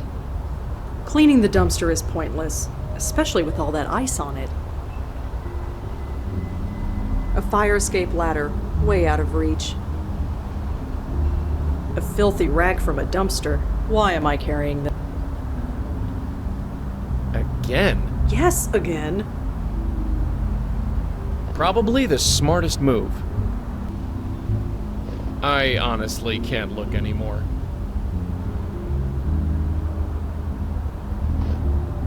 Not saying a word. Not one word.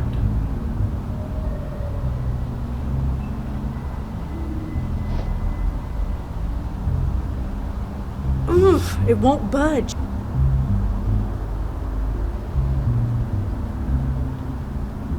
I honestly...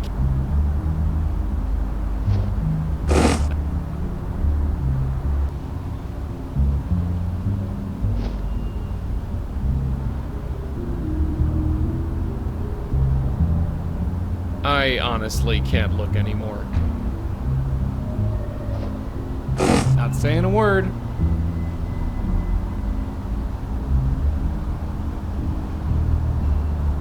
That must lead back to the street. Locked. Of course it is.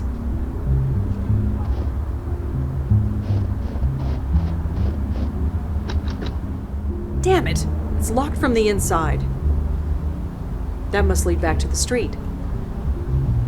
I don't need to clean that.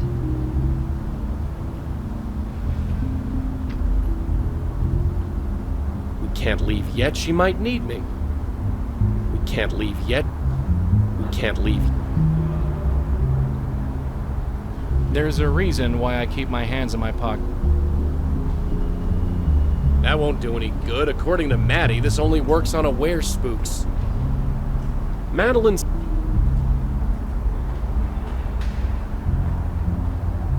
The tie only works on spooks.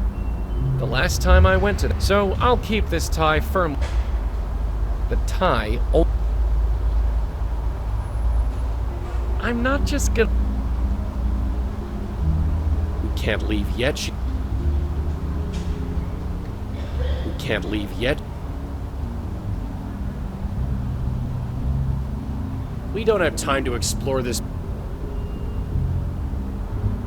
I'm not phasing through a dumpster to look at garbage. I might be dead, but I do have some standards.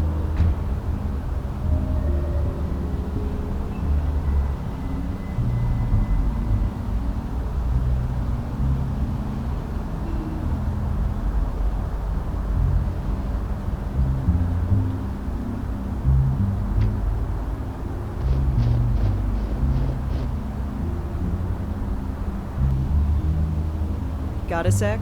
What is it this time? Well, here we are, stuck in an alley next to a dumpster. First class all the way. That's us. Any thoughts on Peter's phone number? Not really, other than he's not exactly in a position to answer it. Ray wasn't quite what I expected. What did you expect? I don't know, not that.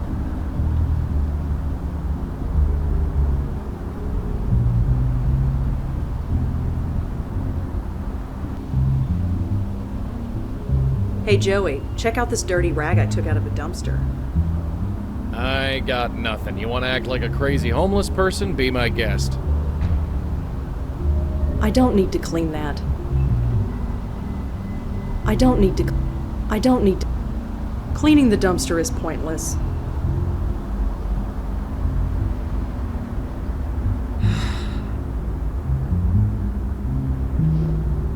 It's now a puddle of foul, coffee-flavored water, but at least it's melted. I think I got it all, but I'm not carrying around this wet rag. Good thing there's a dumpster here.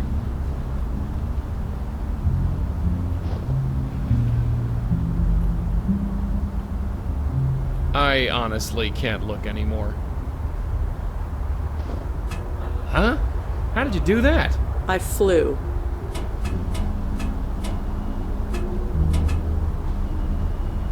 I shouldn't play around on this fire escape any longer than I have to. I shouldn't play It's hard to see inside.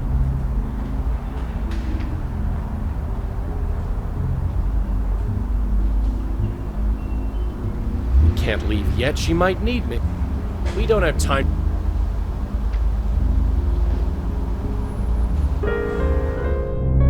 You know, we've been through a lot, you and I, but sneaking into the secret office of a known flesh peddler, this tops the list. A bunch of phone numbers and addresses. It doesn't say who they belong to. These look like pictures of celebrities and politicians. I don't recognize many of them, but... Holy crap! Is that Kennedy? These look like pictures of celebrities and politicians. Pictures of young girls. I guess they all work for Ray. Is that? Yes, it's a painting of Ray. A much younger Ray, but still Ray. It's the only source of light in here. Looks plush and comfortable. Better not stare too long, I might want to sit on it. It's just a trash can. It doesn't look like there's anything interesting in Ray's trash can. Okay, let's see here. Client list, client list. You're kidding me. What? It's a text file, clientlist.txt. And that's good? Good for us. All I need to do is transfer the file to this memory stick.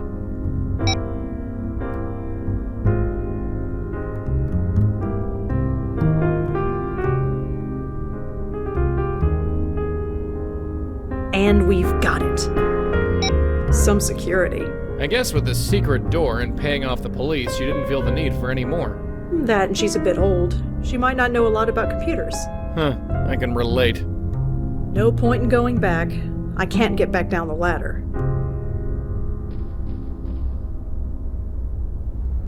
Ahem. Oh, hi. I was just testing out your security. Is that right? I've been meaning to glue that window shut. I suppose I should thank you. But first, give me that memory stick. Here. Thank you. Now get your coat and leave. And I'd almost gone a full 3 hours without a restraining order. Well, the night's still young. And I need another cup of coffee.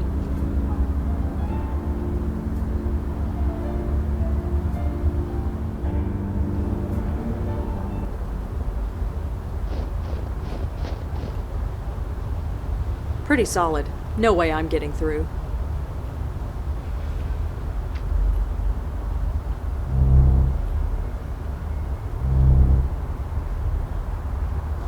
Excuse me, Heather? Oh, hi. What's up?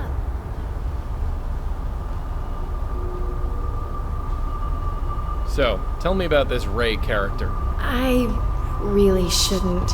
Ray is really exclusive with the clients we're given. I shouldn't have told you the name. So, tell me about this. Ray is really exclusive with the clients.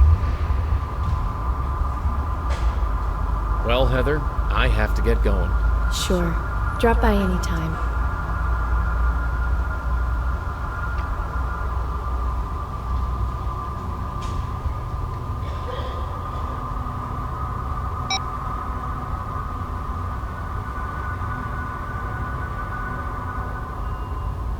No, I don't see any. Oddly enough, Ray is not listed as one of her own clients. Heather is definitely listed as one of Ray's, service providers. Of course, we already knew that. Peter Fielding was never involved with any of Ray's clients. There's no Benjiro listed as any of Ray's clients. No connection that I can see. Tanya Corsi is not listed. Almost disappointing. That would make one interesting story. Michael Cooper was never a client of Ray's. I...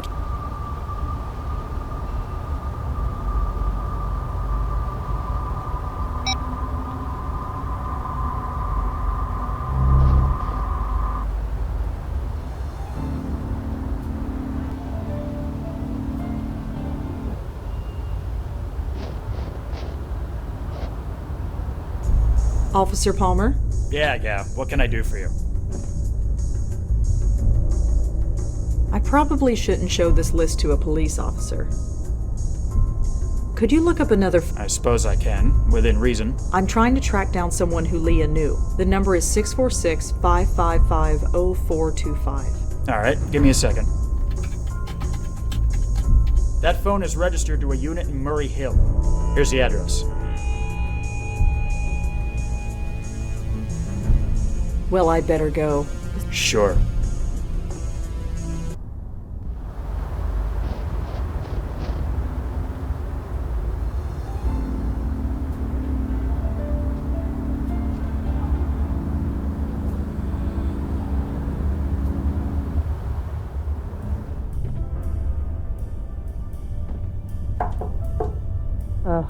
Coming. Yeah. Who are you? Who's asking?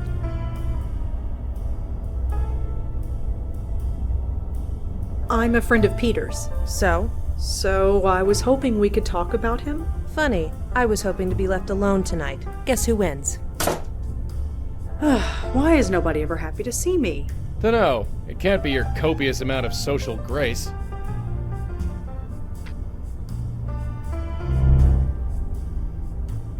She looks like she stopped caring about anything years ago. That's way too heavy for me to pick up. Then again, so is a pencil. I can't smell them, but even I can tell those flowers are fake. It's a painting of a young woman. No idea who she is. A painting of a country home, some kind of farm maybe? Looks quaint in any case.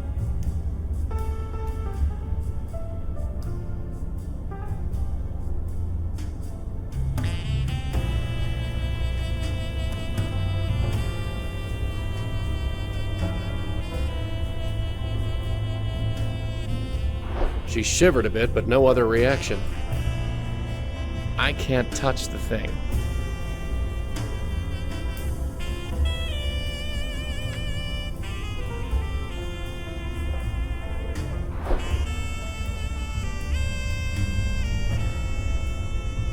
No good. The rug's too thick.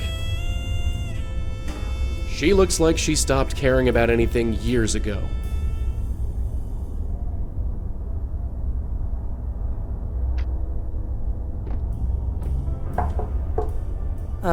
Coming.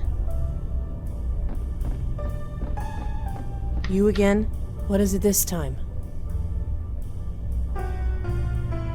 I'm looking into Peter Fielding's death. Did you know him? Look, I'm done talking about Peter. I've got my own problems. Just leave me alone.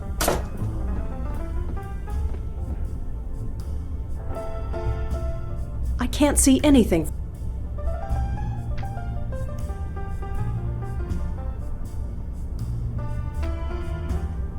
Even if I could touch it, I wouldn't want to.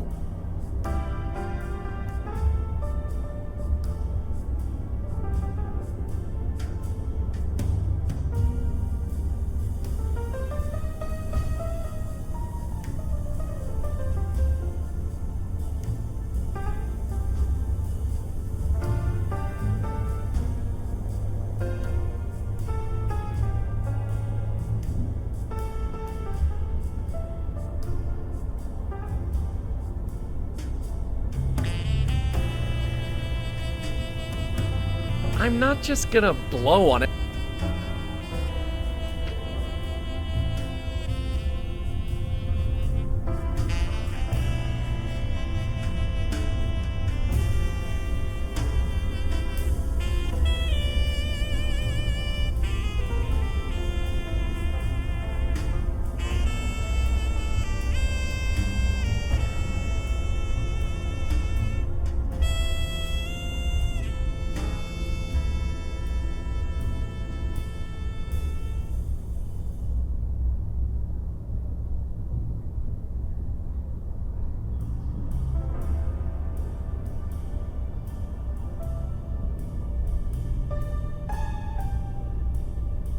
Bingo. The case number is listed in this file. It belongs to a Maggie Fielding. It appears she was picked up in the raid on the Carth house. She was brought in for an emergency detox and forced to go into rehab. It lists one known family member, a brother, Peter Fielding.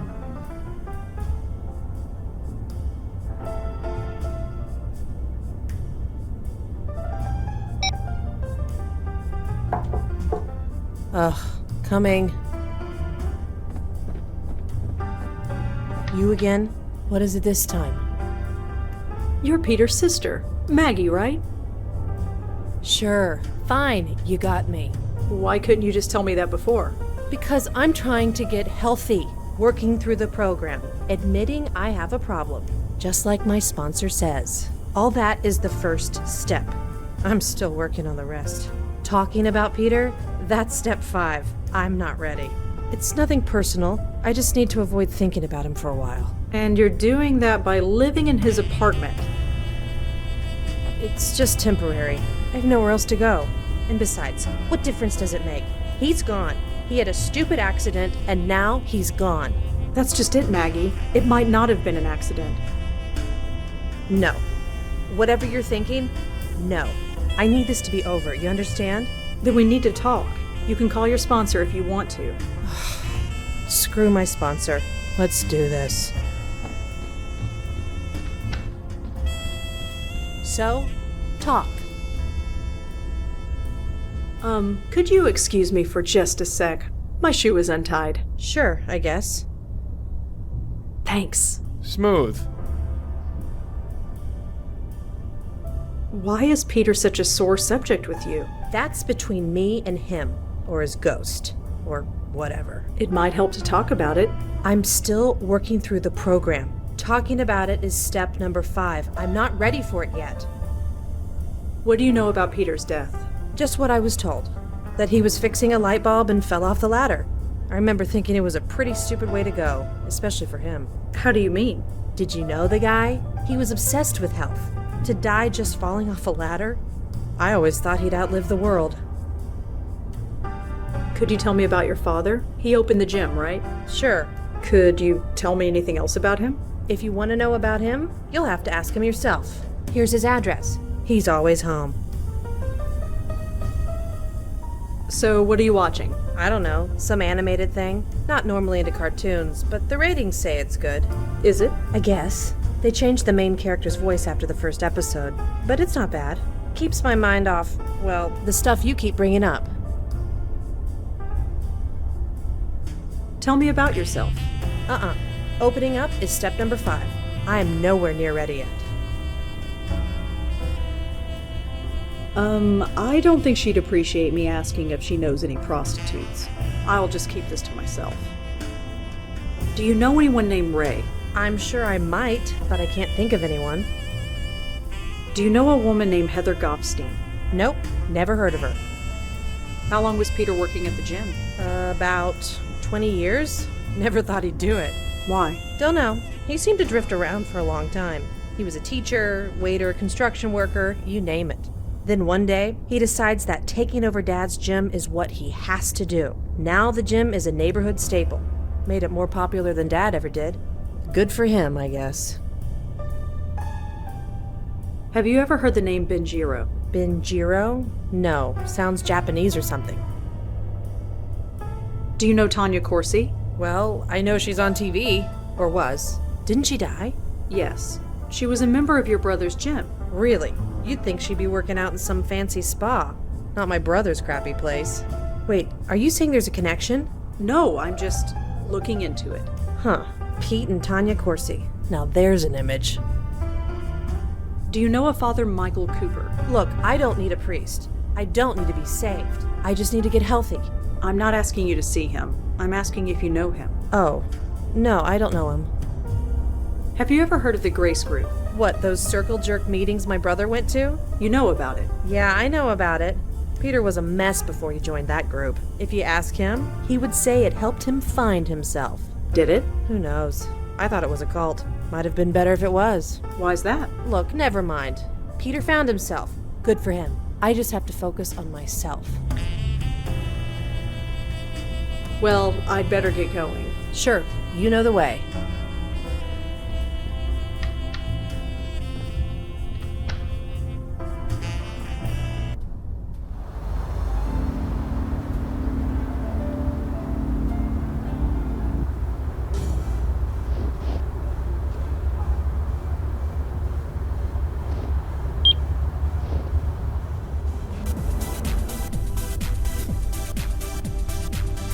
There we go.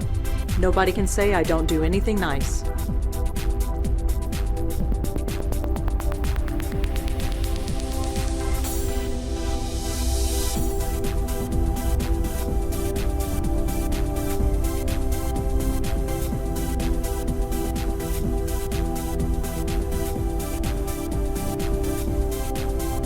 It's just a number on the count. It's just an...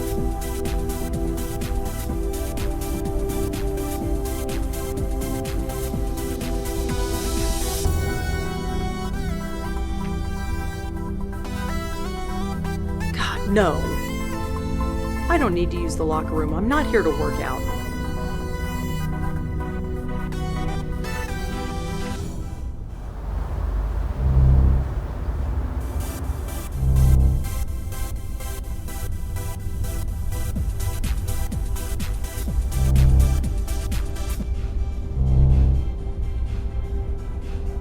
Hey, Peter? Hey man, what can I do for you? So, did you know your sister is staying in your apartment? She is. Of course she is. She probably fell off the wagon again. Just stay out of her way. Say, can we reschedule that training session we set up? Sure, we can do that. Let's go check the calendar outside.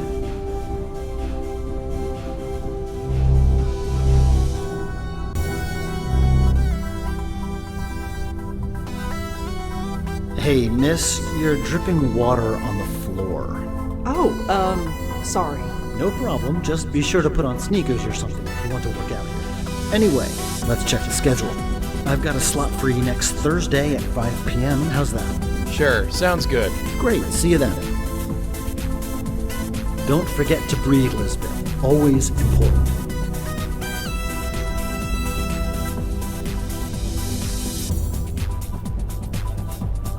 Looks like they just scribbled a month in up here. Beats getting a real calendar, I guess.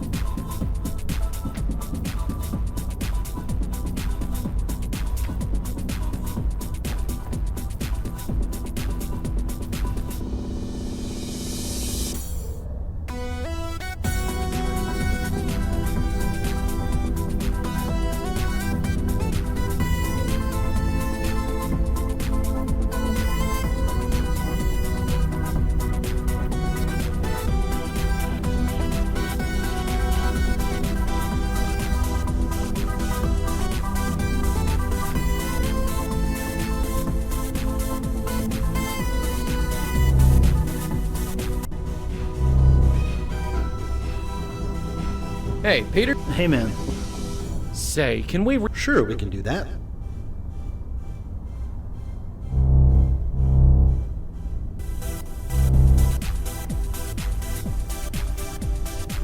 Seriously, miss, you can't work out wearing that. Oh, I'm not here to work out. I'm just looking around. Huh. Just be careful. I don't want that coat getting caught on any of the machines. Anyway, let's check the schedule. I've got a slot free next Thursday at 5 p.m. How's that? Sure, sounds good. Great, see you then. Pace yourself, Lisbeth. This isn't a race.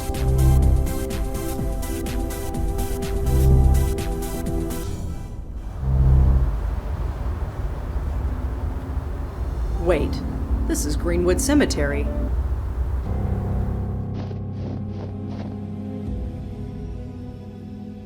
It's too chipped and faded to read. I don't need to take shelter. Inside, outside, it's all the same to me.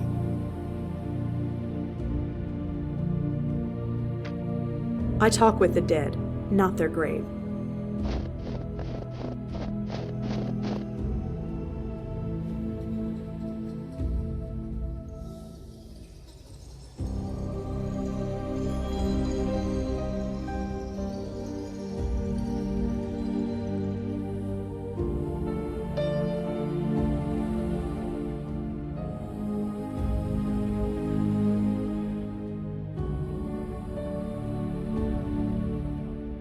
Connor Fielding is Maggie Fielding's father.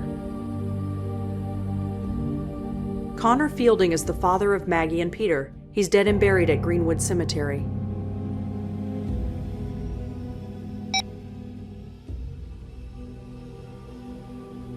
This cemetery has dozens of tombs. I don't have time to search them all.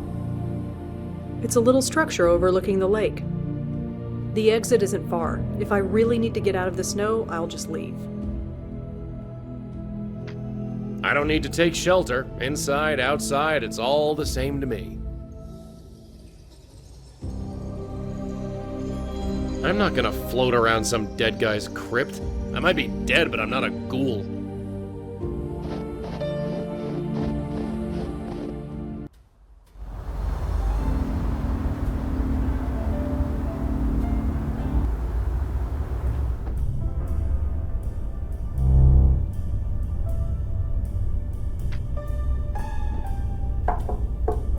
Ugh. Oh, sure, come on in.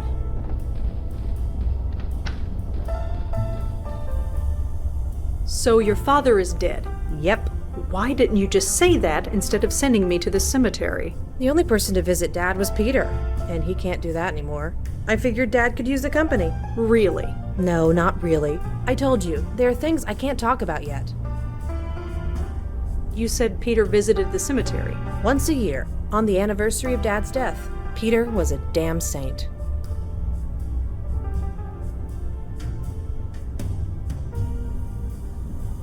Well, sure.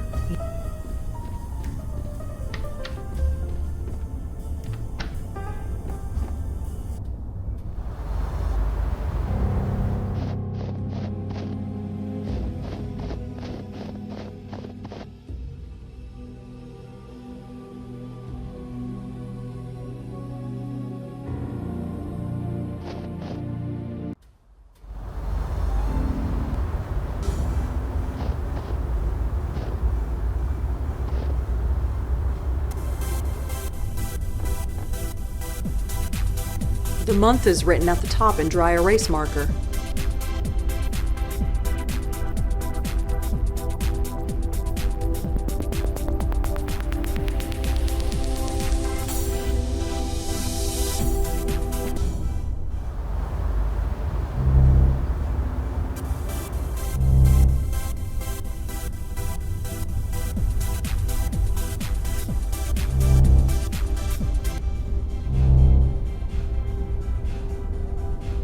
Hey, Peter?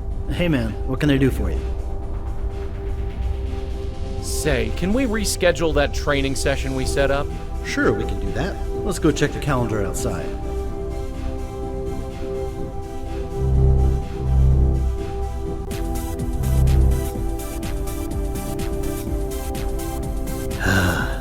Do you see that lady? She's still here. What's with her? Been asking myself the same question. Anyway, let's check the schedule. Huh? Is that the date? Hey, listen, I'm sorry, but there's an appointment I've got to keep. Can we sort this out another day? Sure, no problem. Thanks.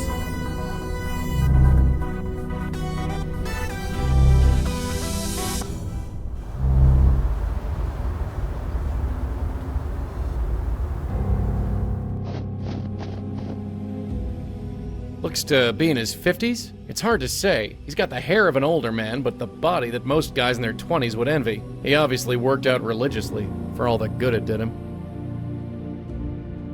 Hey, Peter? Oh, hey, look, I really want to be left alone right now. We'll talk later, okay? Sure, no problem.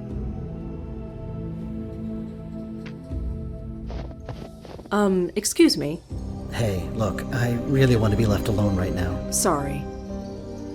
I talk with the dead, not their graves.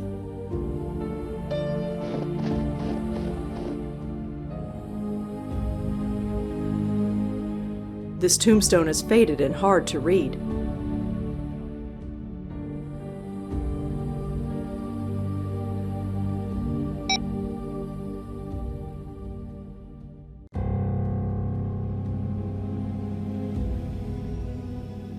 Hey, this is Peter. You know what to do.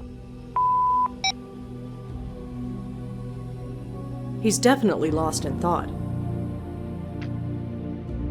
He needs to be spiritually aware before I can use this.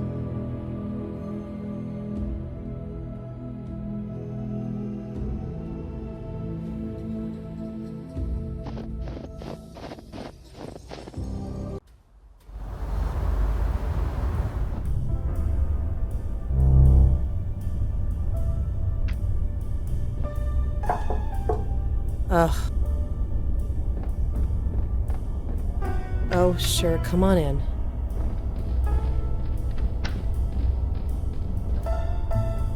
You said Peter visited the cemetery. Once a year. Peter was... Can you tell me about your father? He died over 20 years ago. I don't see how it's relevant to Pete.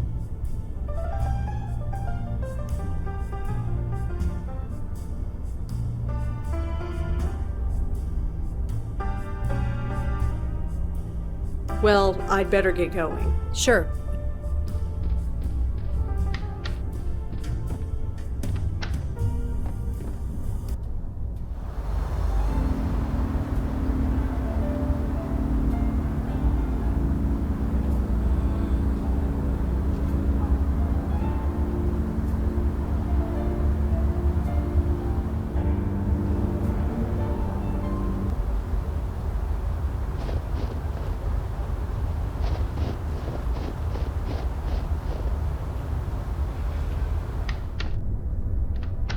You're kidding me. I am not. You will find out for yourself one day. Hey, good to see you guys again. Madeline here was just telling me the funniest story. My host, please. Right. Sorry. Father Michael? Yeah? Is there anything else you can tell me about Peter? Anything that can help us? No. Of all the people in our group, Peter was the one I spoke to the least. I think George once belonged to his gym, even took personal training sessions for a while. But George wasn't really the personal fitness type. Is there anything else you can tell us about Heather? Anything at all? I just know she was a prostitute when she went to Grace Group meetings. I don't know what's happened to her since. You knew George Austin, right? Yeah, years ago. We went to the Grace Group meetings together. He was... God, you should have seen him. A total mess. He looked like a street bum. I don't think he'd showered in weeks. But that was George. He only put effort into the things he cared about. The Grace Group helped him find what that was. I heard he became an art dealer. Yeah, none of us could believe it. George, least of all. He always used to say that he would never have discovered his calling on his own, and he would have wasted his entire life not knowing. I used to feel the same way. Leah was part of the Grace Group, right? It was over 20 years ago, but yes. She was a secretary at the time, I think. She was childhood friends with George Austin, and she brought him to the meetings, hoping to help him out. Turns out it helped both of them. She quit her job and joined the police force. She said the Grace Group helped her find her way. I suppose until now, it did. Did you know Leah's daughter, Kendra? My God, I heard what happened. Madeline told me that her soul passed on peacefully? That she's where she is supposed to be? Yes, she's fine. I see. You have my thanks for that. Are you familiar with Emil Haskins, Leah's ex-husband? Sadly, no. Leah and I lost touch years ago. I didn't know she had even married in the first place until recently. But I feel for him. Do you know, there's no word for a parent who loses a child. The prospect is so unthinkable, we can't even name it. Do you know a Connor Fielding? Sadly, no. I'm sorry. Do you know Maggie Fielding, Peter's sister? Sadly, no. I'm sorry. I'm not asking about all the names on this list one by one. Did Heather ever talk about Ray? Her, boss? Sadly, no. I'm sorry. Is there anything else you can tell us about Heather? Anything at all? I just know she was a prostitute when she went to Grace Group meetings. I don't know what's happened to her since.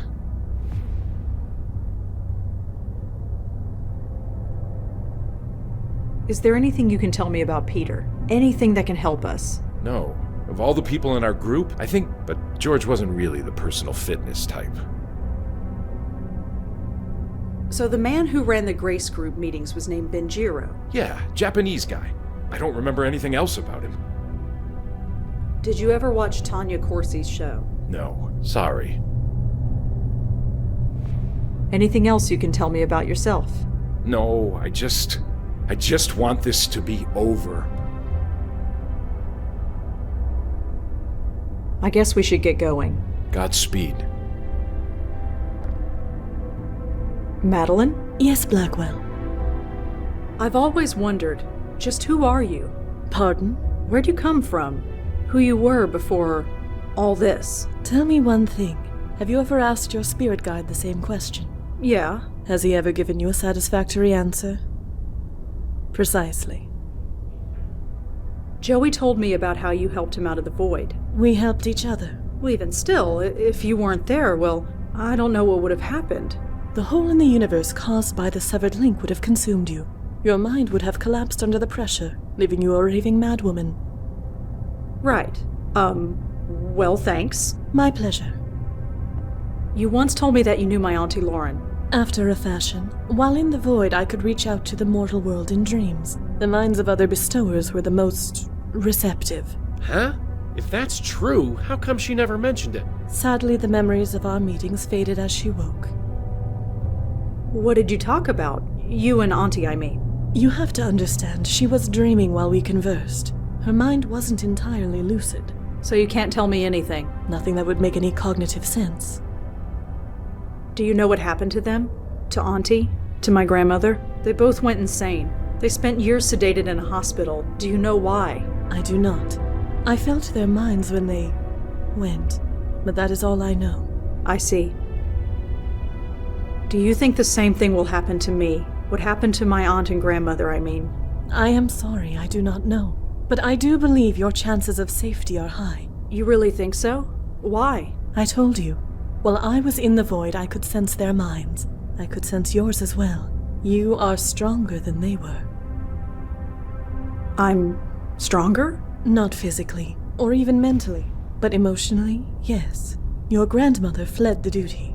Your aunt performed it with only the greatest reluctance. But you have embraced it, thrived in it.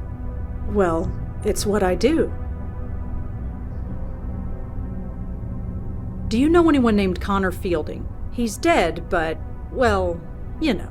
I have not had the pleasure. Apologies. We found Peter's sister Maggie. Do you know anything about her? I'm afraid I do not.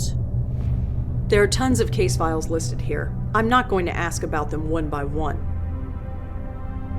Do you know anyone named Ray? Apologies, I do not. We met Heather. She seems kinda happy. Happy? She doesn't seem to be lost or looking for anything. She's just there. Do you think all lost spirits are unhappy? If you are satisfied with your life, and it gives you pleasure, would you want to leave it? Tell an unhappy spirit that it can move to a better place, and they will jump at the opportunity. It is the satisfied and comfortable spirits that are the most difficult to convince. It almost doesn't seem fair. Do you really think Peter Fielding is in danger? I can assume nothing less. Remember the totem I gave you. Use it as soon as he becomes aware. Michael said that a man named Benjiro ran the Grace Group meetings. My host has said as much to me, yes. Sadly, he does not remember much about him. Have you ever heard of Tanya Corsi? She had a morning talk show. I am ashamed to say that technology eludes me, so I'm afraid I do not know the name. Is there anything else you can tell us about Michael? Sadly, no. We have not had the time to get to know each other better. So you don't know anything about this Grace Group? I'm afraid not. You know as much as I. I guess we should get going. Of course. Keep us informed of your progress. Get back. Right. Sorry.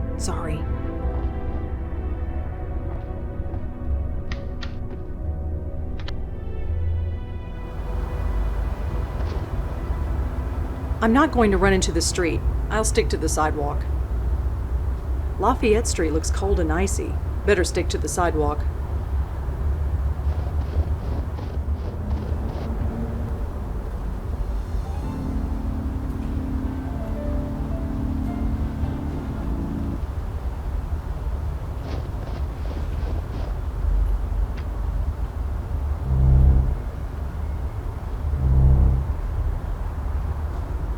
Excuse me, Heather? Oh, hi. What's up? Do you know a Connor Fielding? I don't think so. Sorry. Do you know Maggie Fielding, Peter's? I don't think. So, tell me about this Ray character. I really should. Ray is really exclusive with the. Well, Heather? Sure.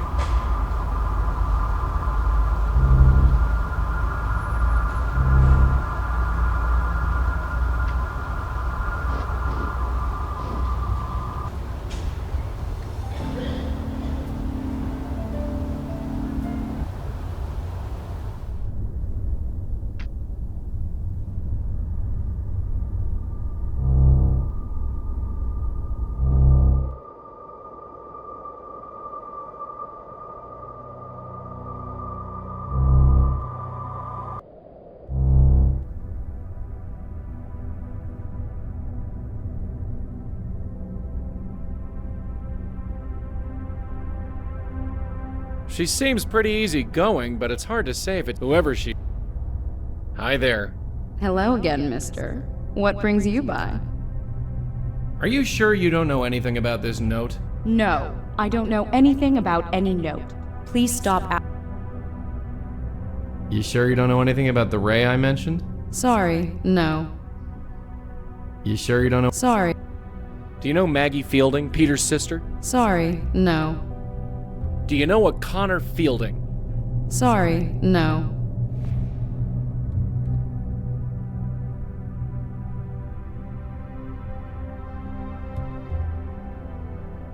Well, Tom.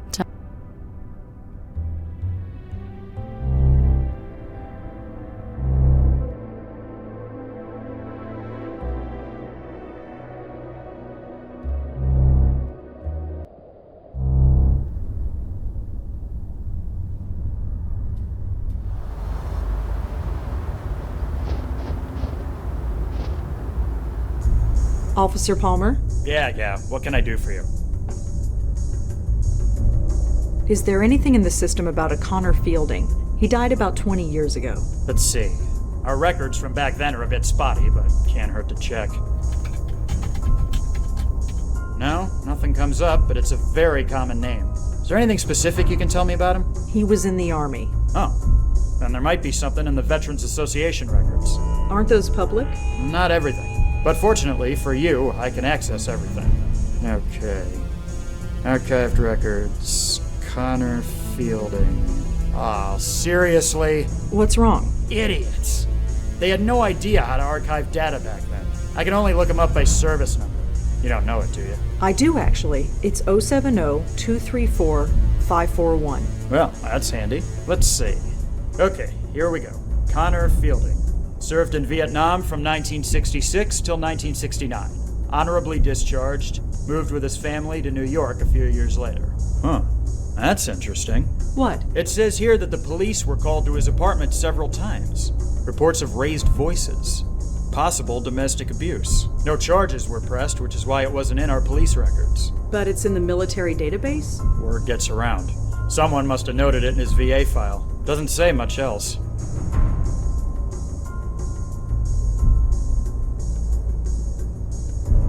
So that info you got about Connor Fielding, what do you think it means? Well, there's no evidence to support anything, of course, but nothing changes, does it? Some guy has troubles and takes it out on his family. Someone calls the cops on him, but no charges are pressed. Happens way too often. And that's what you think happened here? Like I said, nothing changes. Well, I'd better go. Thanks for the help. Sure.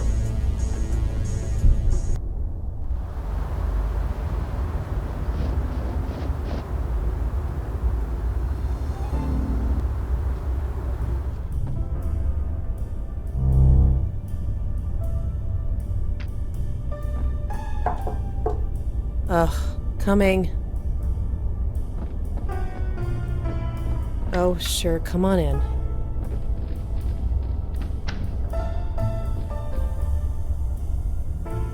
I learned a bit about your father. You did? The police were called several times to his house. No charges were made. It's not hard to read between the lines. Huh. Well, I suppose you know everything now. I don't. but I'm trying to. Why? Why do you care so much? What does my father beating the crap out of my mother have to do with how Peter died? I have my reasons. So do I. There's a reason why I can't talk about this. I've been trying to forget this crap my whole life, and now I have a chance. I'm not going back to that. I'm sorry. I know you think you have good reasons, but I really need to be alone right now. Listen. Please, leave. Okay.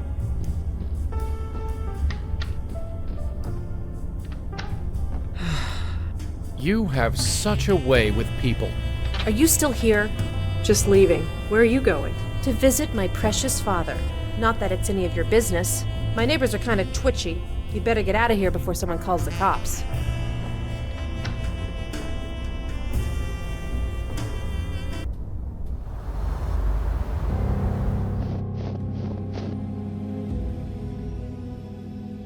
I shouldn't talk to ghosts with Maggie standing there. This place is spooky enough. Maggie. Huh? Huh. I had a feeling you'd follow me here. I didn't follow you. You got here after I did. You're not gonna leave me alone, are you? You know I try and help you whenever I can. Not until I spill everything. I've never pressured you to talk to me, Maggie, although God knows maybe I should have. I'm sorry, but it's important.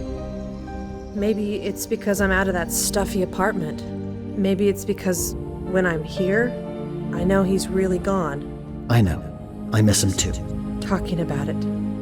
The 5th step. My sponsor said I didn't have to do them in order. Many people don't. I guess now is as good a time as any. I'd like that, Maggie. I really would. So, talk. Tell me about your father. It's not about him. Not really. It's all wrapped up with Peter. It's always Peter. What are you talking about? What did Peter do? Nothing. Everything. Maggie, what are you talking about? He took over my dad's gym, made it successful. I hated him for it. Wait, what? Don't you remember how miserable I was? Drifting from job to job, hating all of them. Running Dad's gym was something I was good at. I thought you'd be happy for me. Didn't Peter have lots of jobs he hated before he started working at the gym? Couldn't you be happy for him? Happy? Happy that he took my father's name and made it revered? I don't see the problem here. The people in the neighborhood love that gym. They come by and say what a nice old man Connor Fielding was, and what a shame he died, and how nice that his son took up his legacy. Legacy. A legacy of bruises and hiding in the dark. Bruises? What are you talking about? You always believed her when she said she was clumsy. It was like some horrible after-school special. Maggie, you're not saying what I think you're saying. You never knew, did you, Peter? So wrapped up in yourself. You never saw what he was doing. Why didn't you ever tell me? Mom hid it from both of us, and I was too scared to say anything. In the end, it was just easier to say nothing and hate you. And now it's too late. For what it's worth, I don't hate you anymore, Peter. But I need to get on with my life. Goodbye, brother. Goodbye? What do you mean, goodbye? Sorry, I should go. Maggie, wait! Maggie! I never knew! I swear, I never knew! I just don't understand. Huh?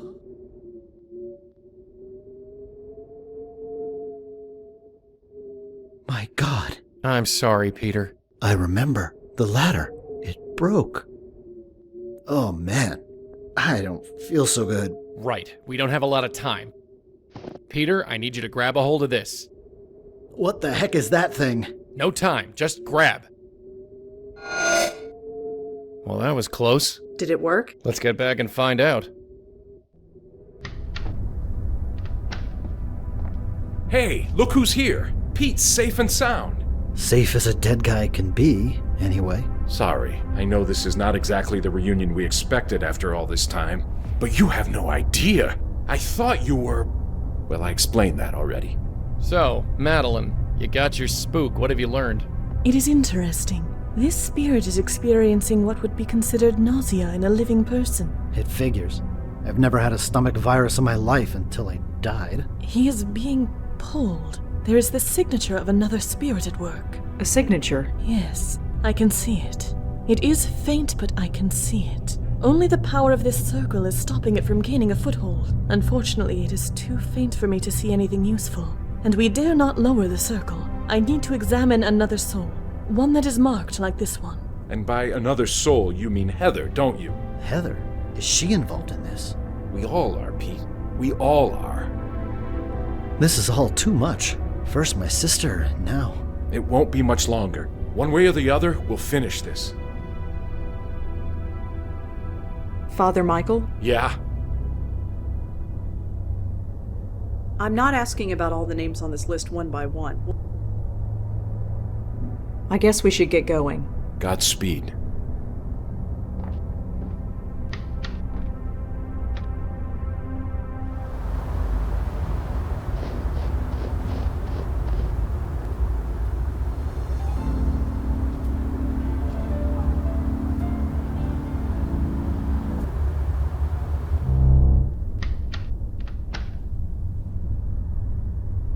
It takes about an hour to boot up these days.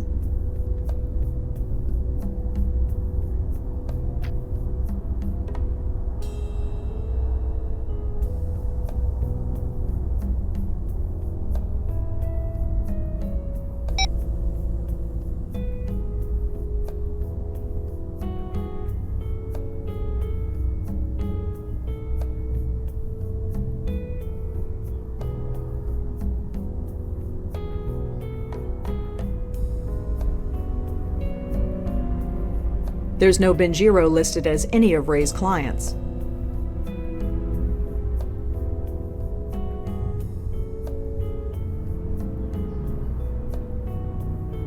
Oddly enough, Ray is not listed as one.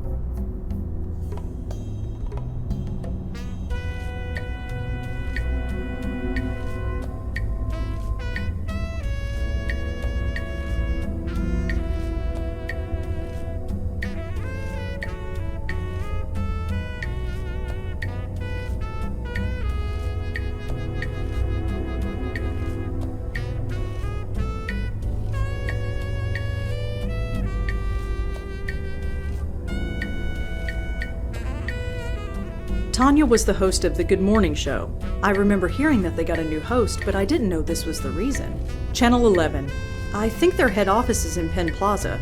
Can't hurt to ask around.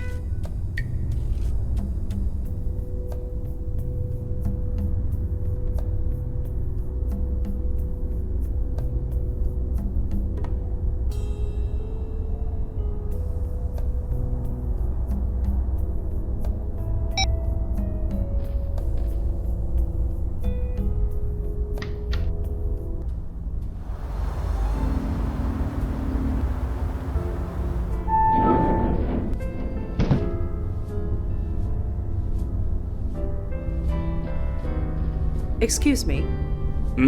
Hi, I'm Rosangela Blackwell. Do you work here? Certainly do. Jim Peebles, senior producer. How can I help you? So what do you do here? I'm the head producer for the Good Morning Show with Kathy Carden. Isn't that Tanya Corsi's old show? Yes, it is. It's pretty empty here tonight. Well, look outside. The weather's horrible and almost everybody commutes to work. Nobody can get in, so we're running on a skeleton crew. Did you work here when Tanya was alive? Yes. Why do you ask? I'm looking into her death. Wasn't it an accident? That's why I'm looking into it, just to be sure. Huh. Well, all right. Can you tell me about yourself? Me? Well, what you see is what you get. I started working at a copywriter's desk about 30 years ago. Worked my way up to producer. Been here ever since. I'm not asking about all the names on... Do you know a madam who calls herself Ray? That's not really the kind of thing our show reports on, so I can't really help you. Sorry. A note was found in Tanya's apartment. It was signed J. And? And your name begins with J. Did you write it? Seriously? You're in journalism. You know that any lead is worth following. Well, sorry, I didn't write any note to Tanya. Not that I remember. Have you ever heard the name Benjiro? Benjiro? No, I'm afraid I haven't. What can you tell me about Tanya? I liked her. Some anchors think they're the be-all and end-all, but not her. She knew we were all in this together and worked well with all of us. That's how you make a news show. Everyone needs to help each other. Do you know a priest by the name of Michael Cooper? I'm afraid I haven't been to church in a long time. There's the self-help circle that held meetings a long time ago. It was called the Grace Group. Ever hear of it? Sorry, no. Well, thanks for your time, Mr. Peebles. I might be back later. Sure thing. I'm not going anywhere.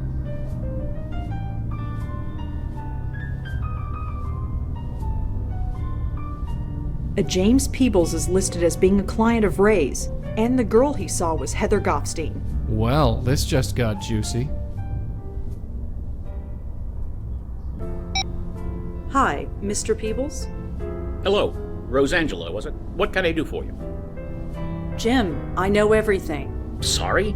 I know who Heather is and what she did for a living. I also know that you procured her services.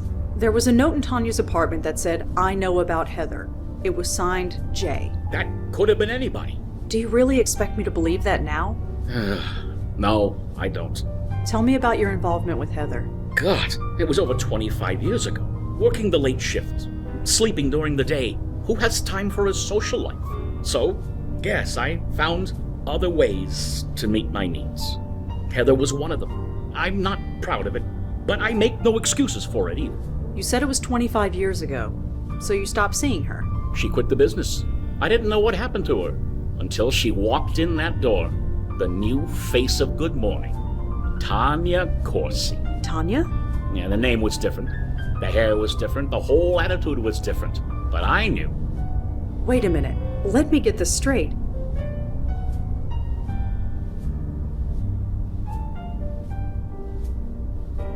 Heather and Tanya are one and the same? You didn't know? Isn't that what all this is about? She reinvented herself, changed her looks, got a gig as a weather girl, worked her way up to this newsroom, worked here for years, and never knew who I was until I told her. Until you blackmailed her, you mean? Look, 30 years I've been here, and I haven't moved from this damn desk.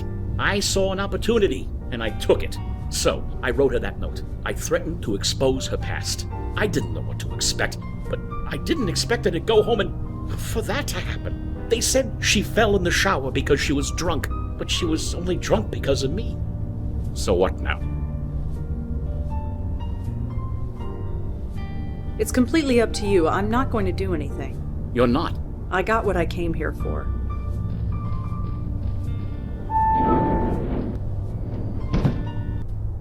Very profound, Red. Very profound. Ever think of getting into fortune cookies? I'm only thinking of getting my coffee refilled. That's my girl, always planning ahead.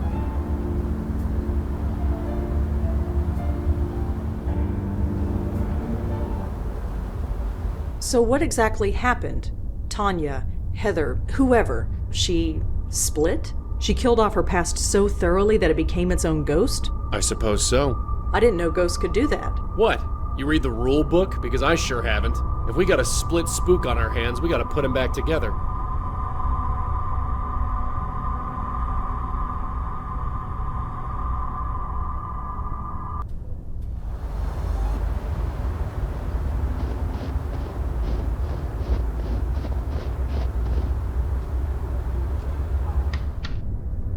I am intrigued, my host. Most in your position would find their faith quite shaken. Really? For me, it's just the opposite. Your presence here, everything we saw, as terrifying as it was.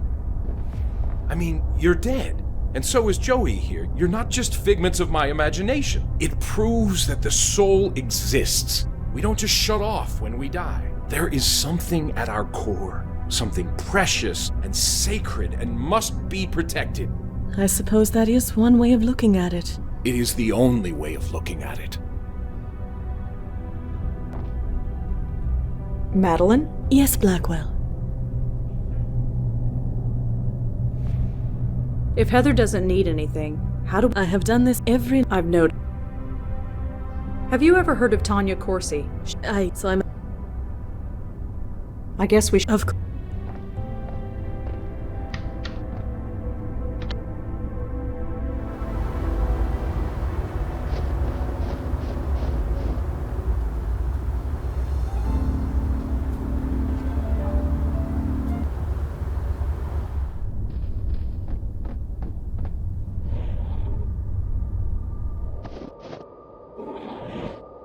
Joey, could you come out here? You bellowed?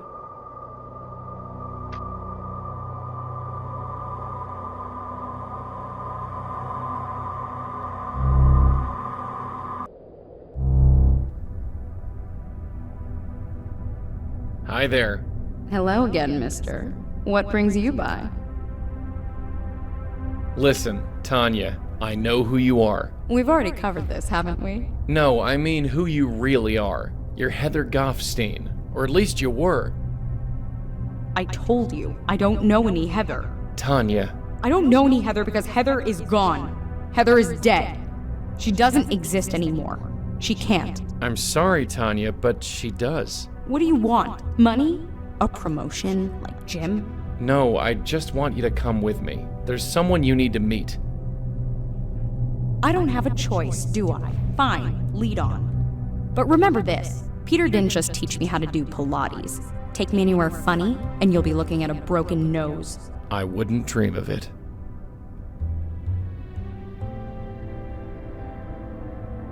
Why are we going out there? Just trust me. Trust you? That's rich.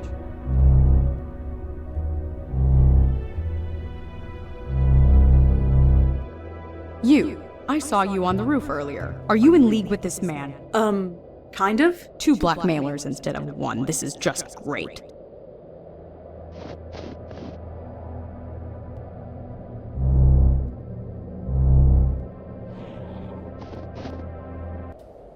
Where the hell are you taking me?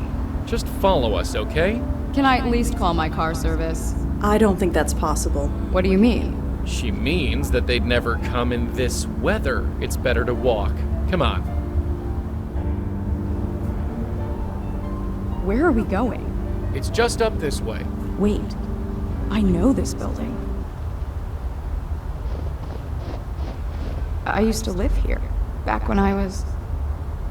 Why did you bring me here? Whatever you brought me here for, get on with it.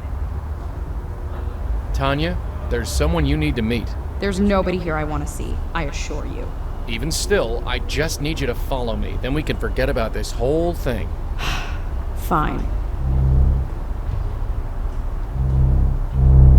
Hey, Heather? Hey, who's your friend? What is this? Who are you? Answer me! Heather Goffstein? Who are you? No. No. This is insane. I'm going insane. Sorry? You shouldn't be here. You shouldn't exist. What's your problem? My problem? My problem is that I hate you. Hate me? You don't even know me. I destroyed you. I got rid of your name. I got rid of your hair. I would have gotten rid of your face if I could have afforded it. You can't get rid of me that easily. No kidding!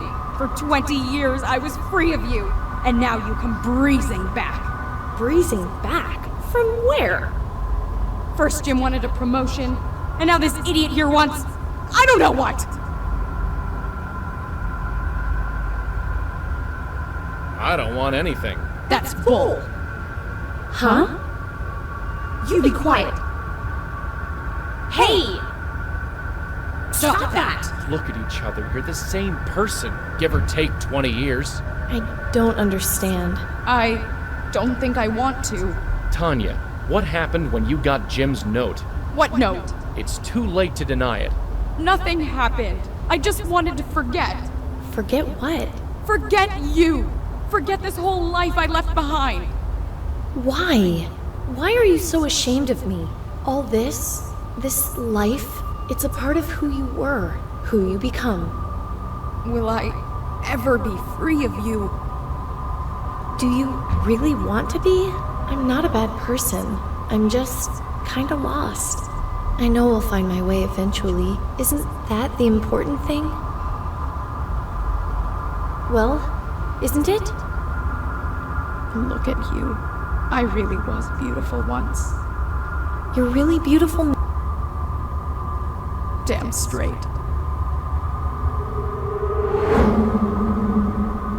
Wow. You okay? Okay. I haven't felt this good in years. It's like an espresso and a colonic all at once. Speaking of which, you can take your blackmail threat and shove it. And I'm gonna tell Jim the same thing. Maybe it'll end my career, or maybe it'll give me a book deal. Either way, I'm tired of hiding. Tanya, listen. No, I'm not Tanya anymore. Tanya died. She what? We...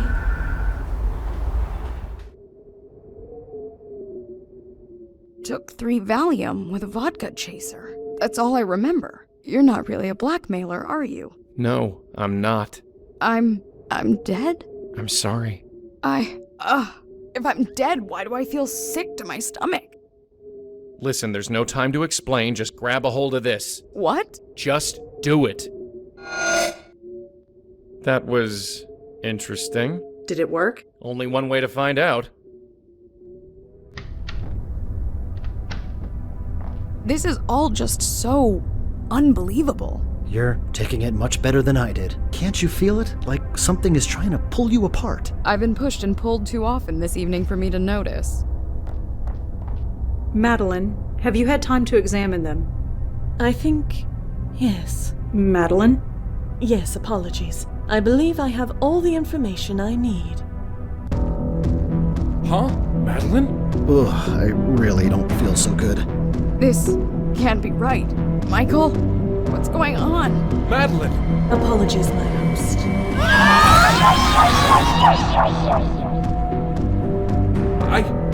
Madeline, what just happened? That felt quite pleasant. Madeline? Madeline? Hey! You, Malone, stay back. You as well, Blackwell. I have absorbed enough energy to burn that precious body of yours to a cinder. Why? Why do this?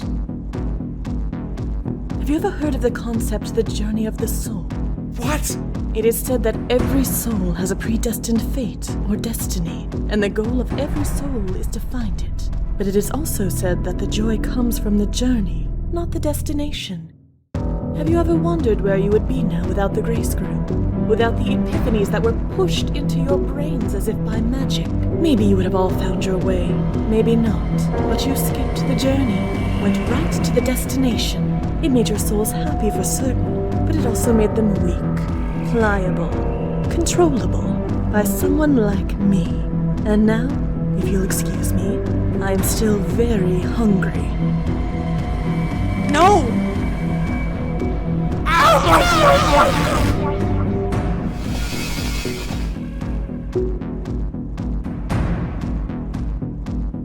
What the hell are you doing this for? I pulled you out of the dark. You were free. Why mess that up? Free? You, of all souls, tell me that I'm free. I am dead. For centuries, I have been dead. I was a good spirit guide. I did my duty. And yet did I ever move on? Did I receive any reward? No. I was passed on from host to host, saving spirit after spirit. It became tiresome. Then my last host banished me. I remained there, in the void, alone, forgotten by the universe, until you brought me out. Yeah, well, we all make mistakes. But I was still not free. To fully free myself, I needed power, energy. These souls, these poor, misguided souls, were the nearest source I could find.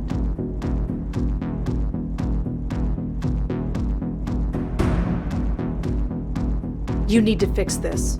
Fix this? Yes, you can still make this right. Just undo it, please. Bring them back. I'll bring them through the light and we'll just pretend this never happened. I am sorry. I have not come this far only to turn back now. You. This whole time it was you? Indirectly. I knew these souls existed, I just needed to collect them. I could not collect my host until last, because my existence here was tied to him. As for Fielding and Goffstein, they were sleeping spirits. They needed to be awakened. Something only you could do. So, thank you for that. Collect? What do you mean by that? Perhaps that word is not sufficient. Possibly consume, ingest, absorb. I took their energy as part of my own. And what do you need energy for? What on earth could be worth all this? Allow me to demonstrate. Hey! What the hell are you doing? Ah!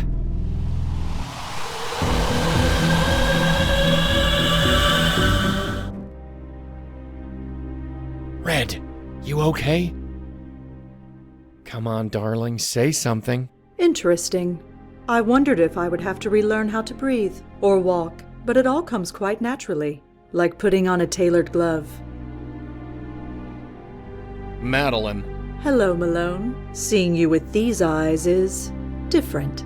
Of course, it might be these spectacles, cumbersome things. I'll show you cumbersome. How about a punch in the face? Malone, there is no need for this hostility. No need. You lied to us from day one. I apologize for the ruse. I admit I have not been completely forthcoming. No kidding. Come now, Malone. Nothing has changed. I won't shirk the duty. I have no choice. We will continue to save lost souls. Performing it from this end could be refreshing. I work with Red, not with you. You can think of me as her, if it will help. I'm gonna fix this. I'm afraid it's too late for that. Like hell. Sadly, you have no choice. Red, fight her. Whatever she's doing, fight her. She cannot. If her predecessors could not win against me, then she has no hope. Not with the power I now possess. Predecessors? What are you talking about? This is not the first time I have attempted this. In the void, I could only reach certain minds, the minds of other bestowers. Other bestowers? You mean... The other Blackwell women, yes. But I was too weak, and so were they. I could only control their minds for a few minutes before they broke. Broke? I did not expect that would happen, but some good did come of it. I eventually learned the proper approach, and finally I have succeeded.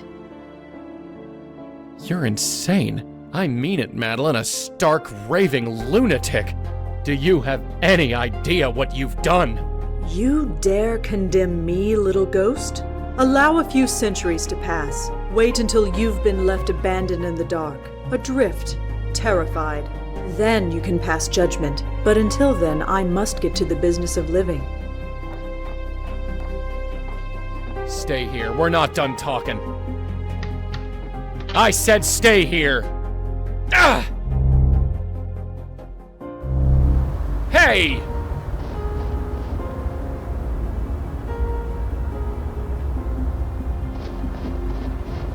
Now cut that out. Do try and keep up. Unless she leaves with me, I'm stuck here. It's not like I can do much from in there. It looks like a schedule of services. Fortunately, nothing's going on right... Hey, Maddie. Yes, Malone. Now what? I will simply live. I will grow old and I will die, like any other soul. And when that happens, perhaps I will move on as intended. It is a slim hope, but after centuries of existence, it is the best I have. You killed Lauren and Patricia. I did not. I admit, their mind's rejection of me had unintentional consequences, but there was no malice intended. Well, that's just Jake, as long as there was no malice. I'm gonna fix this, one way or another. You honestly believe that? This might seem strange to you, but yeah. I've always known I was here for a reason. And maybe this is it. To fix what spooks like you screw up. That is amusing. Amusing? Yes. You honestly don't know. No, of course you don't. Of course I don't know what. You think you are so special? You think you were... what? Chosen? You were nothing important, Malone. You were merely the last. The last what? The last spirit we saved, before I was banished. I cannot continue the duty, so it was passed on to you.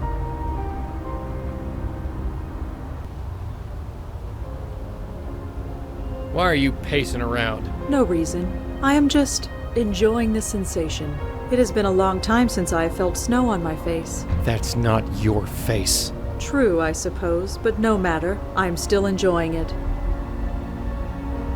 You can't go any further, can you? Whatever do you mean? You're stuck.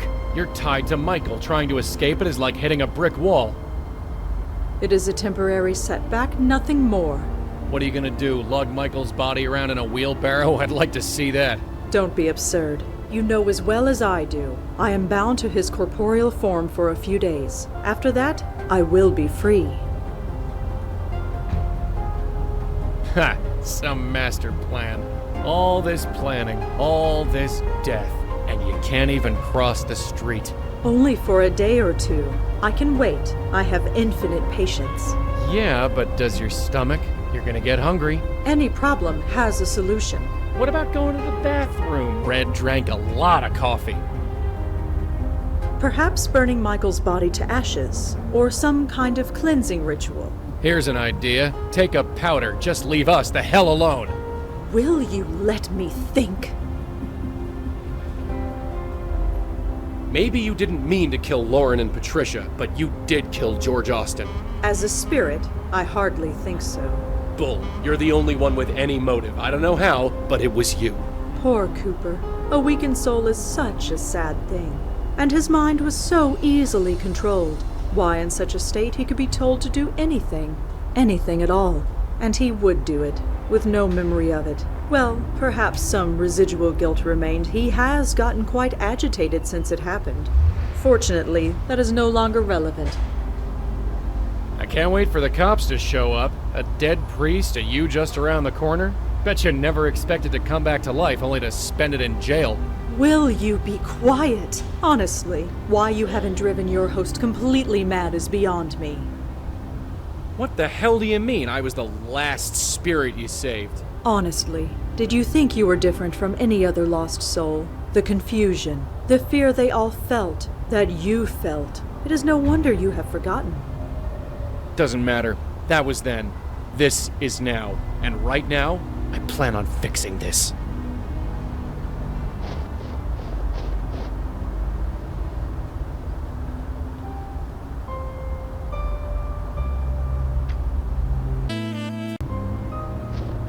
Hey, Maddie. Yes, Malone. It's not like I can do much from in there. It's not like I can... I love the idea, but I'm not really a hands-on kind of guy. That won't do any good. According to Maddie, this only works on aware spooks.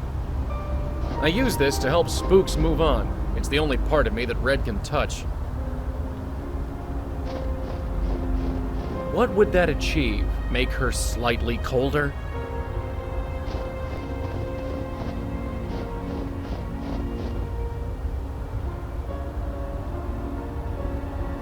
Ugh! What are you doing? You know, Red and I have a bond. We gotta stick together. Where she goes, I go. You might be wearing Red's body, but you ain't her. There's a line in the snow, and you can't cross it. But Rosa Blackwell, she can cross it just fine. You're hurting me. Good. You idiot! Do you have any idea what you just did? I just evicted you, sister. No, I will not be trapped in that limbo again. Tough. You made this mess, now clean it up. Very well. Just remember, you brought this on yourself. Red, talk to me. Joey? You okay? Careful. I feel... You! Great, like a bad penny. Dispatch reported a woman ranting to herself in front of a church. I had a feeling it would be you. Care to explain the dead body around the corner? Corey? That's Officer Palmer. Now, explain. No. Miss Blackwell, I've been patient and cooperative so far. No. Stay where you are! What are you doing? Was it like this for them? For who? Red? I think it's happening. Huh? Auntie, my grandmother, it's happening. It's like It's like it's... No, it's too much. Red, stop that. Come on, you're gonna hurt yourself. Jesus, cut it out!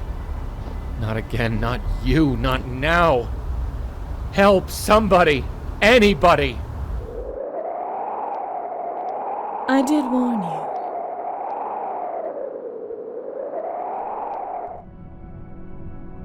Gotta... No! No! Huh? Joey? Joey? God, I'm tired.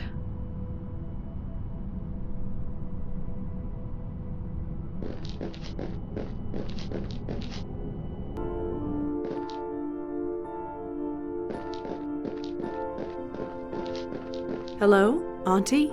Is that you? Oh, hey. I saved you a seat. Where are we? You asked too many questions. You always did. Sit down, kiddo. We've got nothing but time. Cigarette? No thanks.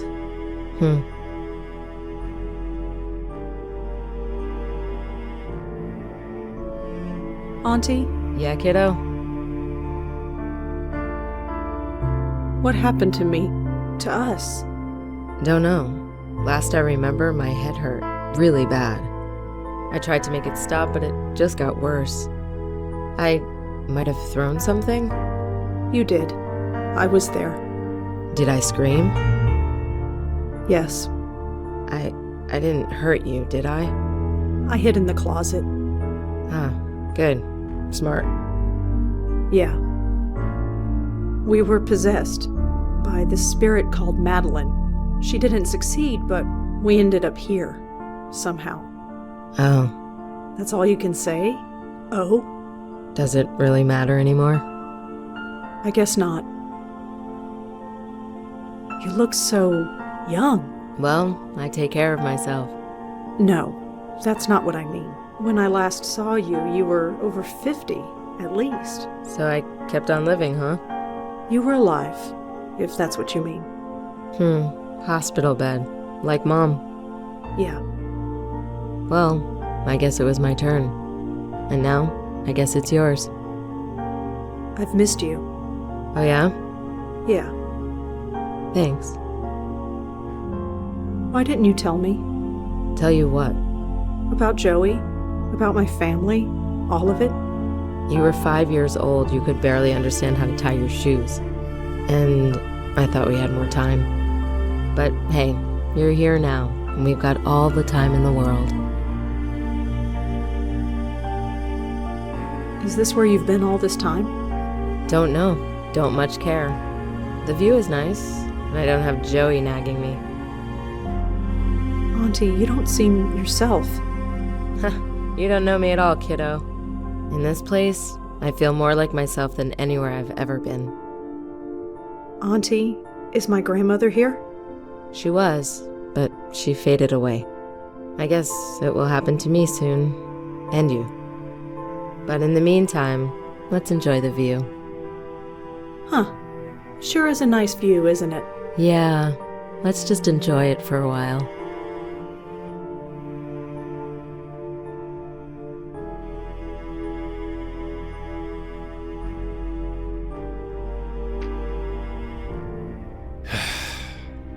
It's like they're reading from a playbook. Constrained, drugged, placed under observation. In a week, they'll move you to another ward. Then they'll poke you full of needles and nod thoughtfully while taking notes. Then they'll move you to a long-term care floor. Keep you drugged, fed, washed. And then, I'll watch you turn gray. I'll watch your skin weather and dry. And then, I'm sorry.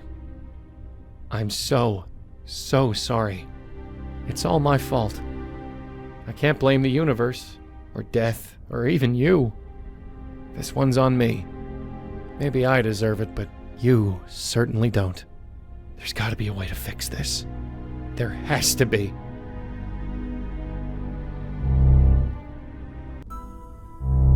This place hasn't changed all that much since the last time I was here. Home sweet home. Just an old closet.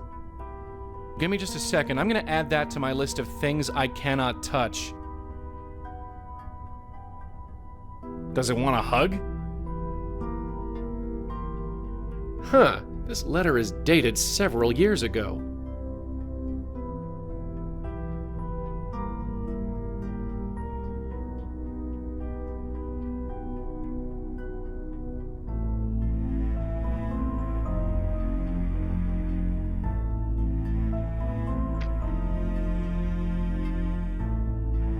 They brought Red in on this thing.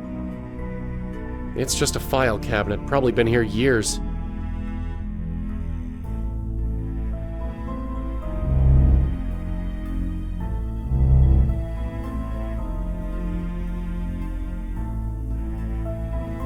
Oh, this guy. Dr. Donald Quentin, or as I like to call him, Dr. Quack. Age 34.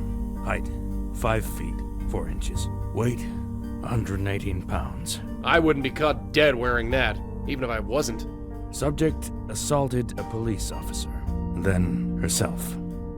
When restrained by a team of officers, she reacted so violently that 2 of them were... I wouldn't be caught dead wearing that, even if I wasn't. I guess there's nothing stopping me from doing that. Some kind of abstract thing, no idea what it could be. Deemed a danger. Another to computer herself and doing others, something she was incomprehensible. sedated and brought to this facility. It's a tray of medical stuff, bandages, scalpels, forceps. I don't want to think what they do with them here. Subject exhibits the same symptoms as other members of her family. That guy was Violent Lauren behavior, Blackwell's doctor when she incognizant was of here. Did surroundings, nothing but plug her full of unresponsive to drugs. stimuli. I guess it's Red's turn now. 4 years ago, It's I an X-ray of advised Red's the noggin. subject to submit herself to testing and regular Oh, I visits. wish. I've been The wanting to subject give that declined. guy a piece of my mind. X-rays of the skull show no abnormalities. No reaction. No surprise there. Nothing could get through that fat head of his. Scans of the brain show increased activity in the It won't work. parietal and occipital He's not- lobes.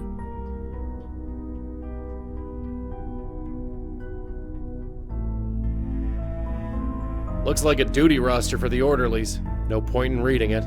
I'll become very familiar with the staff here after a few years.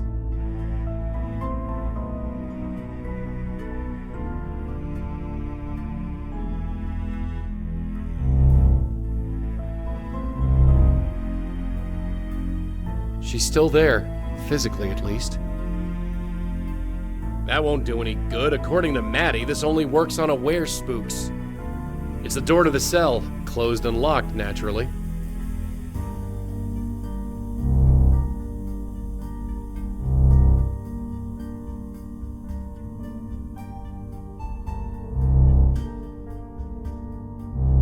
Empty, for now anyway.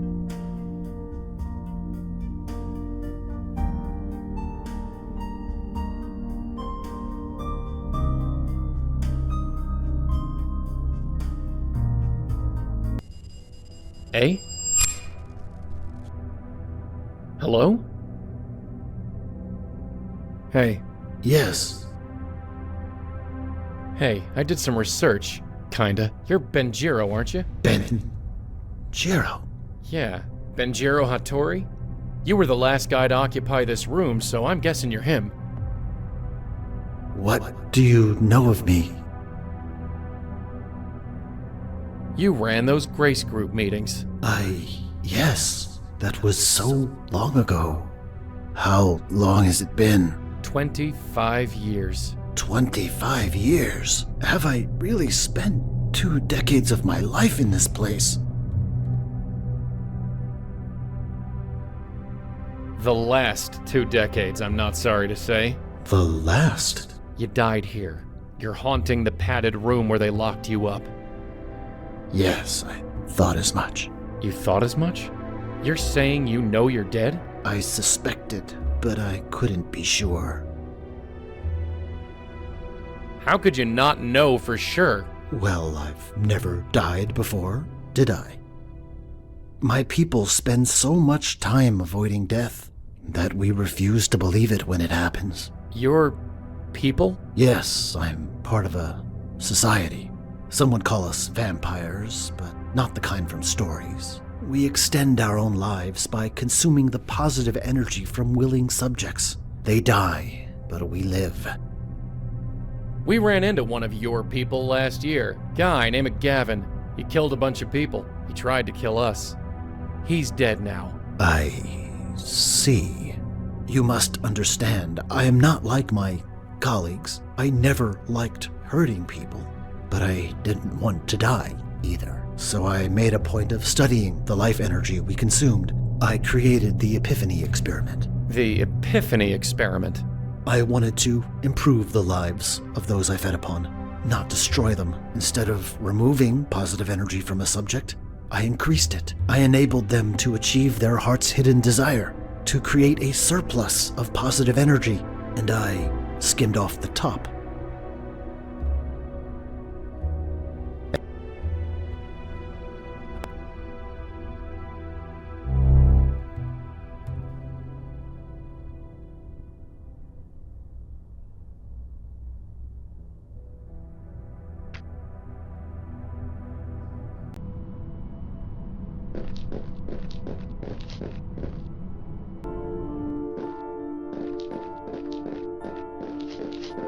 Hello, Auntie? Oh, hey. I saved you. Where? You sit. We've got cigarette? No.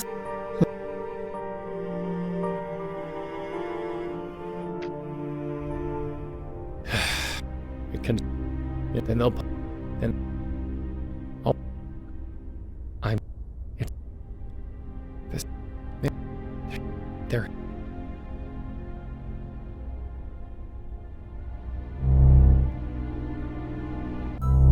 Home sweet.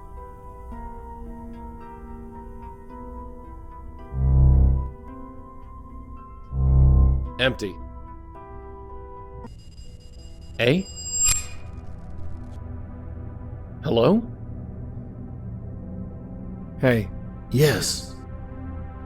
Hey, are you okay, pal? I should be okay. You should be okay, but you're not? I'm not like them. It should have worked. So, who are you? Everyone. No one. So many thoughts. So many. I can see why I ended up here. Look, we're gonna be neighbors for a while, so maybe you could tone down the crazy? No, I'm not that. Just the opposite. The folks who run this place might disagree. It's so hard to think.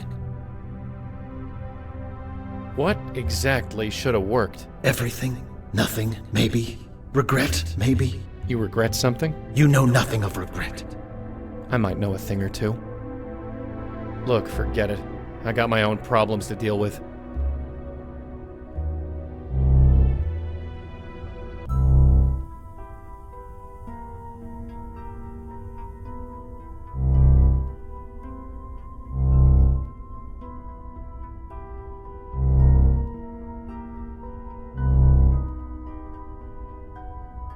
Huh, this letter is dated several years.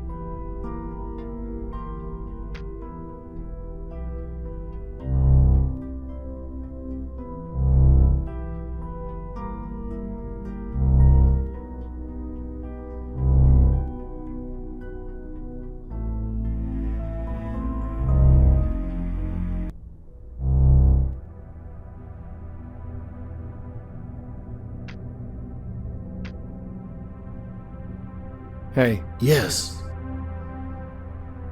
Hey, I did some research. You're Benton? Yeah. What do you know of me? You started this whole damn mess. Mess? Yeah, with those Grace Group meetings. Yes. That was so long ago. How long has it been? 25 years. 25 years? Have I really spent 2 decades of my life in this place? More than that, Benjiro. More than that? You died here. You're haunting the padded room where they locked you up. Yes, I thought as much. You thought as much? You're saying you know you're dead? I suspected but I couldn't be sure. How could you not know for sure? Well, I've never died before, did I? My people spend so much time avoiding death that we refuse to believe it when it happens. Your people? Yes, I'm part of a society. Some would call us vampires, but not the kind from stories. We extend our own lives by consuming the positive energy from willing subjects. They die, but we live. Get to the point, Benji. Very well. You must understand, I am not like my colleagues. I never liked hurting people, but I didn't want to die either. So I made a point of studying the life energy we consumed. I created the Epiphany experiment. The Epiphany experiment? I wanted to improve the lives of those I fed upon, not destroy them. Instead of removing positive energy from a subject, I increased it. I enabled them to achieve their heart's hidden desire, to create a surplus of positive energy, and I skimmed off the top. You have no idea what you started. I wish I never did start it. It worked too well. My mind couldn't take the energy. I went a bit mad, ended up committed here, and here I am. Well, I hope you're satisfied. Your experiment ended up killing your subjects. Even worse, their souls. Their souls? You made them weak. Weak enough that they got, well, soul-napped by this spook named Madeline. I see. I did not consider that eventuality, but it does explain much. Eh? Come with me. I must show you something.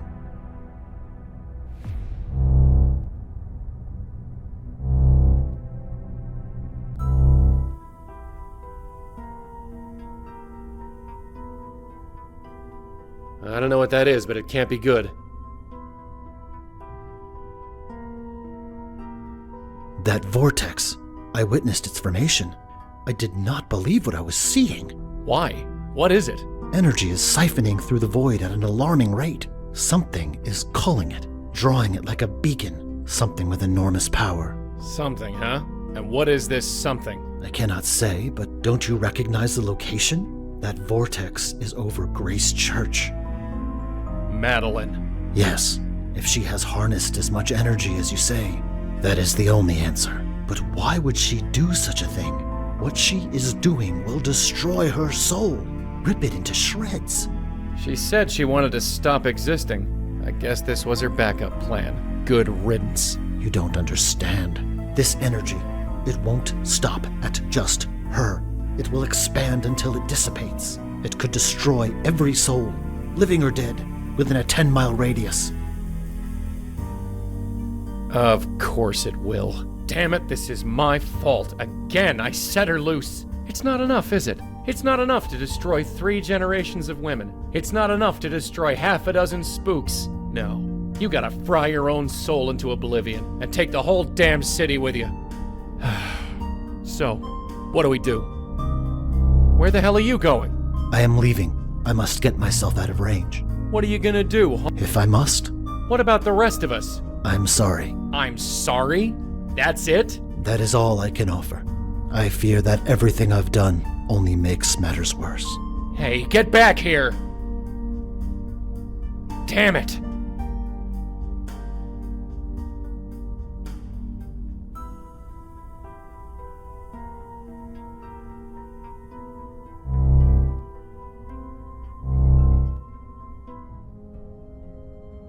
Red? It's me. Are you even in there? Are you somewhere else? You're still breathing. You're still alive. I figure somehow, maybe you can hear me. Maybe I'm wrong, but talking is all I'm good for these days, so what else can I do? You gotta wake up. Things are bad out there. Really, really bad. So bad that I'm not sure we can stop it. But we gotta try. We're the only ones who can. You understand? We. It's gotta be the both of us. Because let's face it, I'm nothing. Just a gust of wind. I don't know what to do. Just get up. Get up, and we'll fix this. Somehow, I promise. Please? Did you hear that? No. Auntie? Yeah, kiddo? What happened? You did. Yes. I hit it. Yeah. We were. She. That's all. Does it? I guess not. You look. Well. When I. So. You were. Yeah. Well. And now? I've missed you. Oh, yeah? Yeah. Thanks. Why didn't you tell me? You were. Huh. Sure is a nice view, isn't it? Yeah. Auntie? Yeah, kiddo? Auntie, you don't. You don't know me. In this. Is this where you've been all the. Don't know. Don't much care. The view is nice, and I don't have Joey nagging me. Auntie? She was. I guess. But in the meantime. Huh. Sure is a nice view, isn't it? Yeah. Let's just enjoy it for a while. Just get up. Are you hearing that? Get up, and we'll fix this. I don't hear anything. I think. Somehow, I promise. I really think. Please. You okay? I'm fine. I'm gonna look around. Sure, kiddo. I'm not going anywhere.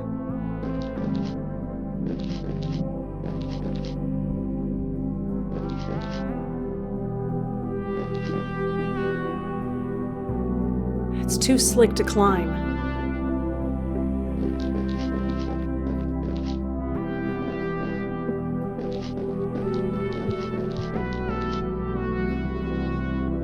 It's too slick to...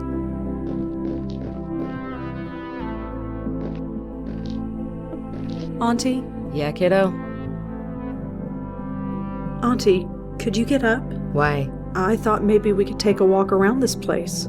Maybe find a way out. I'm fine right here. Auntie, there's this ledge. I can't reach it. I could really use your help getting up there. What's the point? There might be a way out. Something to get us out of here. Why would I want to do that?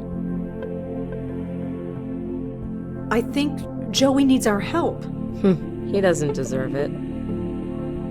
Joey's told me stories about how he saved your life. He saved mine too. Only after putting us in danger in the first place. You can't blame him for that. Just watch me. Auntie, please. Don't auntie me. Let me smoke in peace. Joey was so wrong about you. What do you mean? He doesn't say much about his past, but get him talking about you and he won't shut up. You should be more like Lauren, Red. Your aunt wouldn't take that from nobody. He didn't mean to. But for years he made me feel like I couldn't measure up, that I was nothing, insignificant when compared to you. But he really didn't know you, did he? You don't actually care about anything.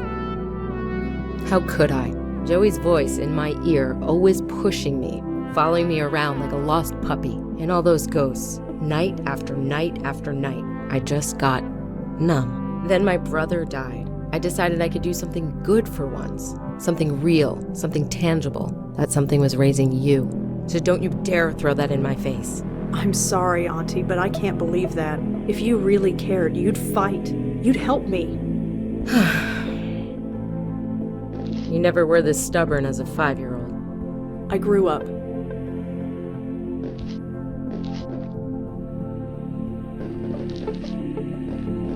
This is it. Can you give me a boost up there? Sure, I guess. You've gotten bigger since I last saw you. Here. Come on, I'm not leaving you here. Fine.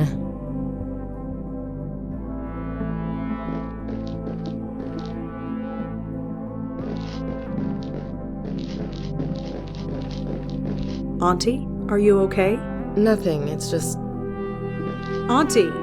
What? We need to keep moving. It hurts. Don't you feel it?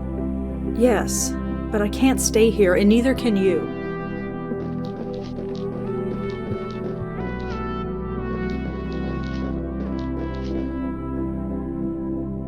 Do you feel it? Yeah. Let's keep moving.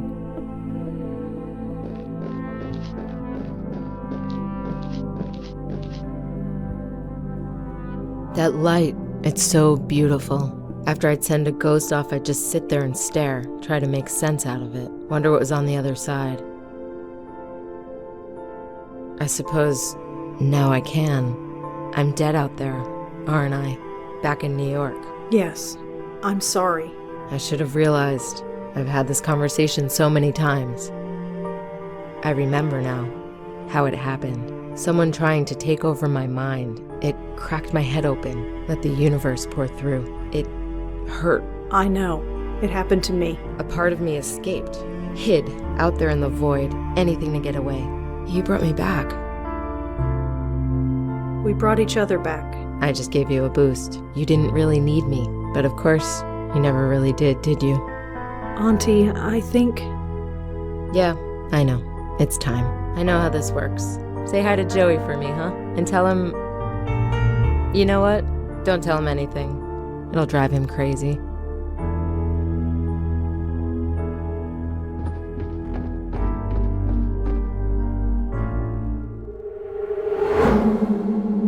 Ow!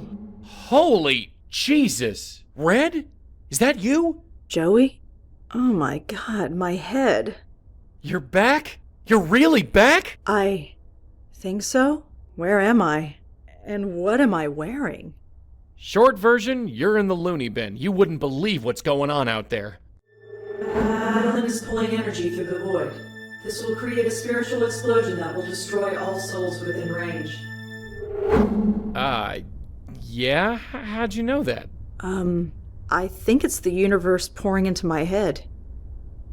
What now? It is how both Lauren and Patricia met their end. Their minds could not take the pressure. Their souls hid in the void until they died. I found my way back. Ow! You're not gonna relapse, are you? No, it's bad, but not as bad as before. I can control it.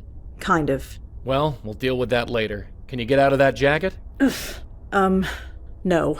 Okay, first things first, let's get you out of here. And Red? Yeah? Don't you dare scare me like that again. I need to get out of here, now.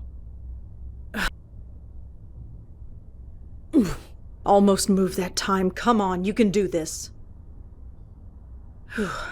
Okay, I'm mobile. Kind of.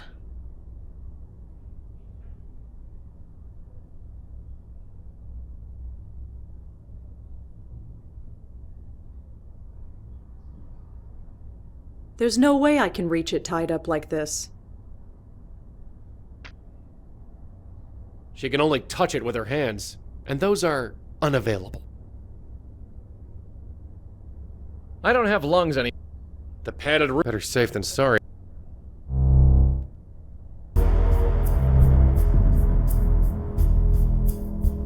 What the hell was that?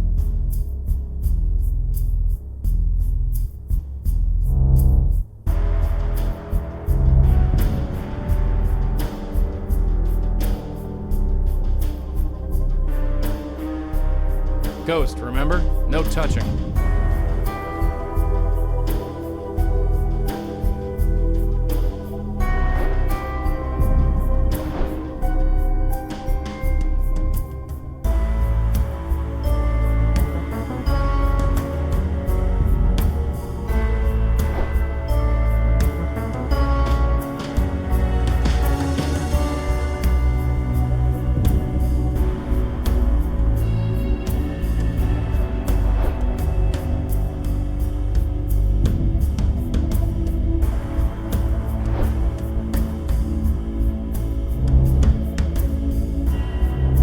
What the hell is going on? This whole building is shaking. This is starting. The effects of the void energy are taking root. The entire city has fallen unconscious. We are the only ones awake. We're the only ones? Why? We have both been to the void. We are immune to most of its effects. But we will not survive if and when the energy reaches critical mass. Ow! Damn it! Alright, this new ability of yours, scaring the crap out of me. Still, one crisis at a time. We need to get you out of here. Ugh, I can't reach it. Ugh, I can't reach it. Ugh, come on, Rosa, move. Almost moved that time. Come on, you can do this. Okay, I'm mobile. Kind of.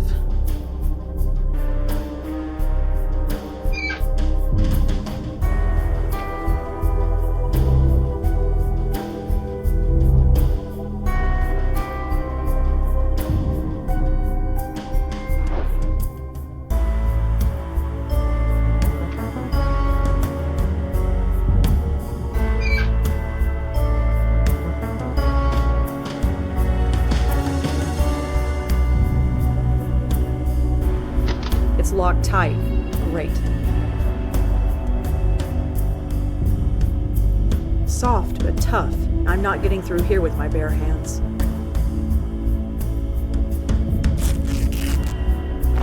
Aha! An old vent. There's no way I'm cutting. Looks like it was part of an old ventilation system before this room was converted into a padded cell. No good.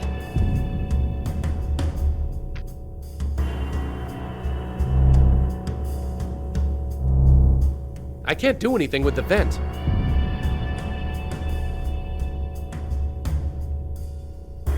Wouldn't want to pick it up even if I could. I don't want to be anywhere near that thing again. It's locked tight. There's no reason to do that again. No good. There's no way I'm cutting through that. There's no way I'm cutting.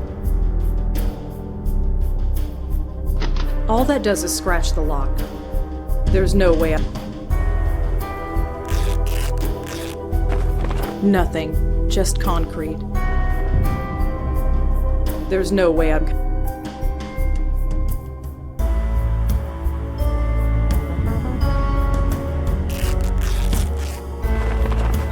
There's an old pipe against this wall.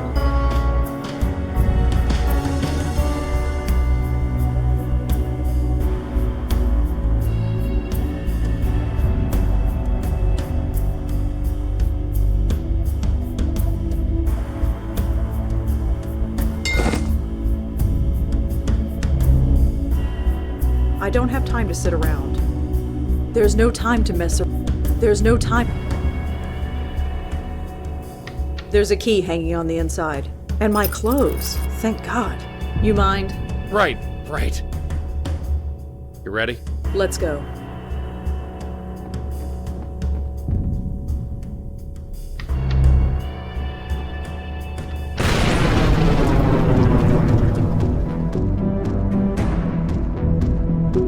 The only thing I can do to help him is to stop. He's unconscious, but he'll be fine. Assuming we can... A hospital? I'd love to see what kind of files they have on me. But we need to get out of here. Come on, Joey, we need to get out of here. I'm right behind you, sweetheart.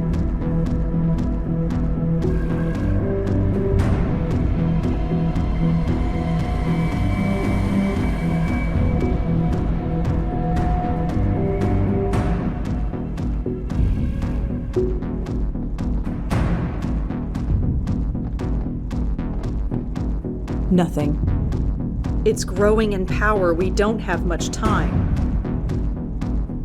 Nothing.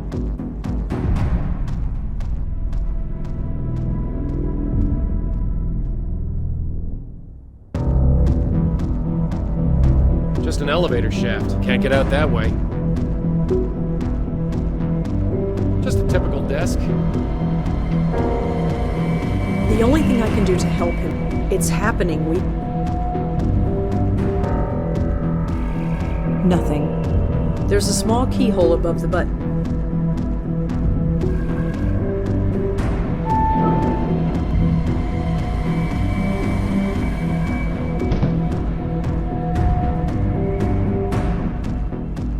The police can't help with them. I can't go home.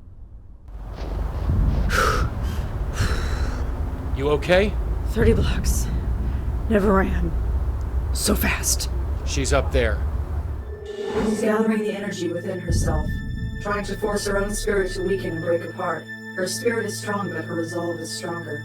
How do we stop her? I don't know. Nothing like this has ever happened before. Not even the universe knows what to do. Well, I guess we'll do what we always do, sweetheart. Improvise.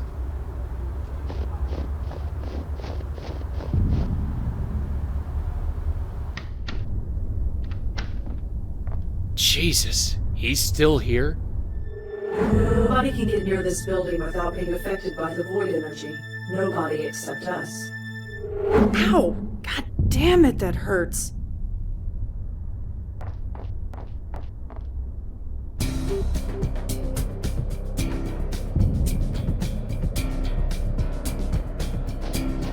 Madeline! You! How on earth did your mind survive? Your head must be absolutely splitting. It's over, Madeline. Indeed. I have wanted it to be over for a long, long time. Madeline! What? Please, Madeline, you tried. You failed. Just stop before any more damage is done. Failed? No. I admit my original plan did not proceed as I'd hoped. This is just a viable alternative. You've spent hundreds of years helping out souls like them. You're really going to throw all that away? You say that like they matter. Since humanity crawled out of the ocean, it began to deny death. Denied it so much that the post of bestower was created. In all that time, humanity has learned nothing. Helping their pathetic souls all this time has achieved. So you'll destroy them all? It is a means to an end, nothing more.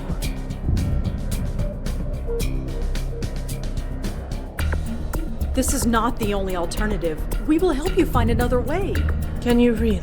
The universe is pouring into your head. Your head is splitting from the pressure of it. So tell me, with all of this newfound knowledge, can you give me even one alternative to achieve what I need?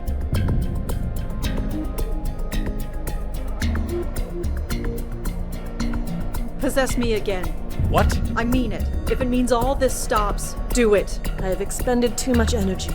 Your mind would overpower me and reject me, like all the others. But the offer is appreciated. You destroyed my family. It was nothing personal. You don't understand, do you? We could have supported each other. We could have been normal. You took that from us, from me. And yet, here you are. Don't tell me you are worse off. You survived, thrived even. Not for much longer if you keep this up. As I said, this is nothing personal. We're going to stop you, Madeline. And what makes you think that? We've stopped others before you, we can do it again. Others before me? Like who?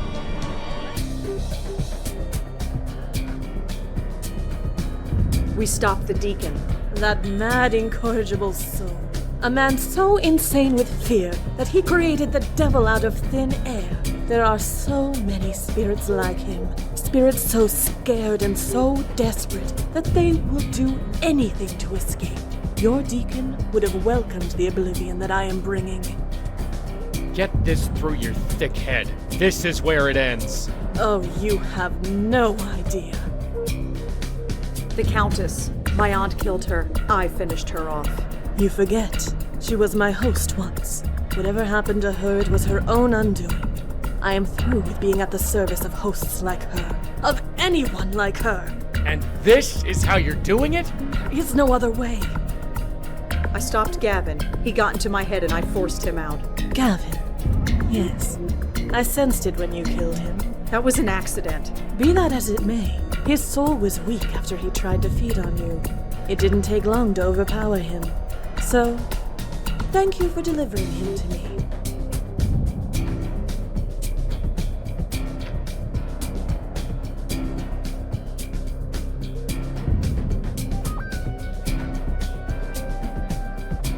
Huh? It has started. My spiritual form is becoming intangible, even to you. It won't be long now.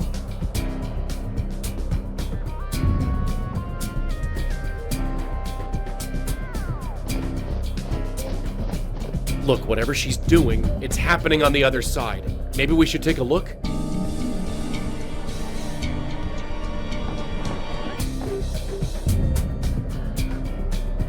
Believe me, I've tried. I just get shoved back.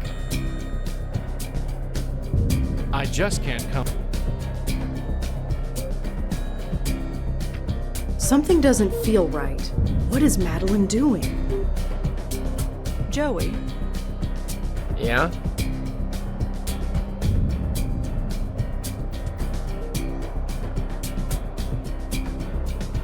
No. One day I'll go through there, but not today. I can't do much with it, but things might be bad, but I'm not going to start hitting random things with a pipe. I don't think he would have any use for it.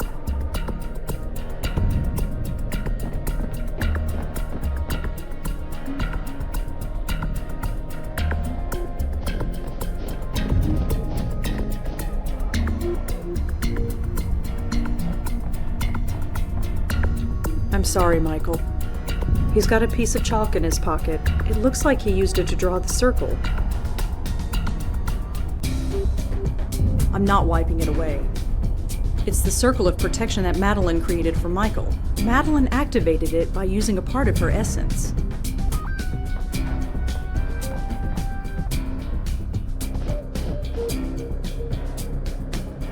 The entire city is... That won't help.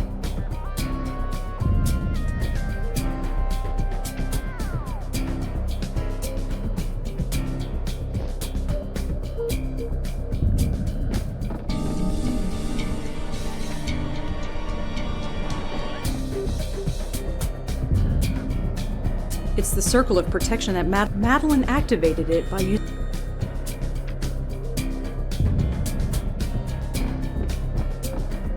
Use a bit of my essence, huh? Well, here goes. Don't know what I can do with it. Believe me, I've tried. I can't do much with it besides stand on it. I can't do much with it besides stand on it. A stone platform. No. One day I'll go through there.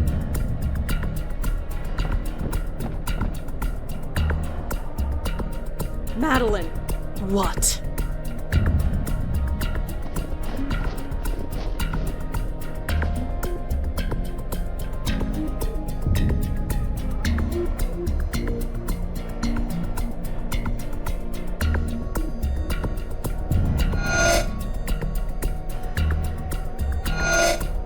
What is this? Oh, how cute. This place. Well, no matter. Hey. You. You remember me. I guess I should be flattered. Open the portal. Let me through. You've got to be kidding. The energy is almost at critical mass. It is going to detonate whether I am there or not. Oh, that's all you can say? Millions of souls will be destroyed. I need to be one of them. We all need something. I thought I needed to move on, but I really want to see how this ends. It will never end. I will never end. That was the whole purpose. It was never about you. Not me, or my niece, or any of us. You see, I get it now. Why things have to be the way they are. I don't like it, but I get it. What are you talking about? Shh. I'm on a smoke break. It didn't stop. No. It's not going to stop. No. This is it, isn't it? No. No, it isn't. So many dead, Joey, so many. I know. It's never enough. I know, but we do the best we can. We always have. Yes, we always have.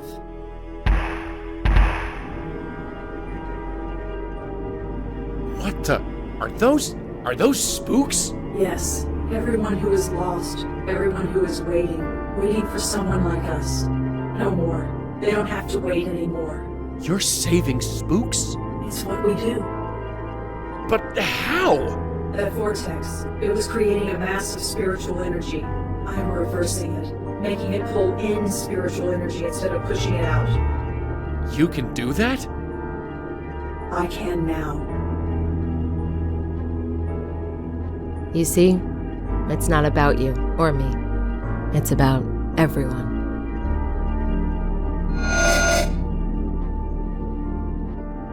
Go on, Joey. Go on? It's time. Move on. You can do it now.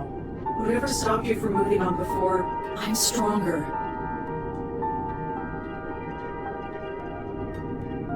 It's not working. What? I said it's not working. It won't let me go. Try it now. I'm sorry, sweetheart, but I'm still stuck. Not even the power of the universe inside your head can help me move on.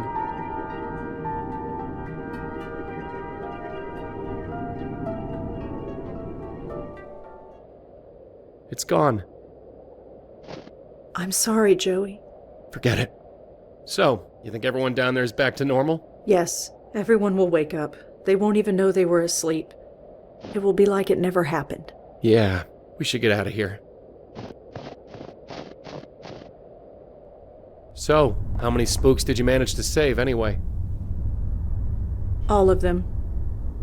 All of them? Yes. So, are we talking all the spooks here in the city, or? No, all ghosts. Everywhere. Except for me. Except for you. That's... I know.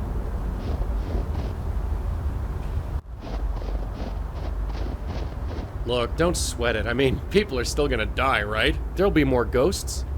Eventually. Right, so when that happens, it'll be business as usual. I guess. But in the meantime, we're free. Free? Yeah. How about a movie or something? God, I haven't seen a movie in forever. You and me both. Think of all the things we can do now. Maybe I'll sleep in. Or maybe a vacation. Yeah, somewhere sunny. Huh? I'm sorry, Joey. I thought you'd be gone. I really hoped you'd be gone. I didn't want you to see this. Red? It hurts, Joey. It's everything. It's pouring into my head. It's not a metaphor and it's not stopping. I can't hold it. You gotta try.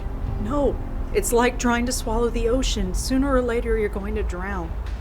No, not after what you just did. Not after everything we've done. You can't just... What? Die? I don't think I have a choice.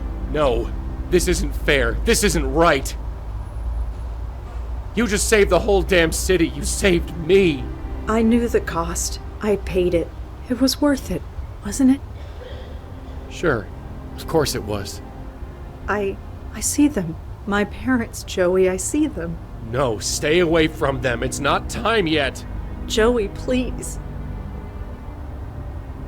Okay, but before you go, I'll make you one promise. No matter how long I'm around, no matter how many hosts I see die, I'm not gonna turn into Madeline. Ever. Not if I'm a spook for 1,000,000 years.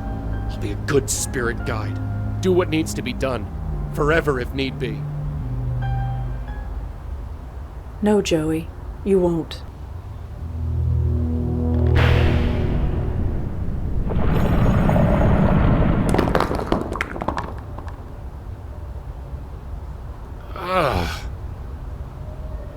What the...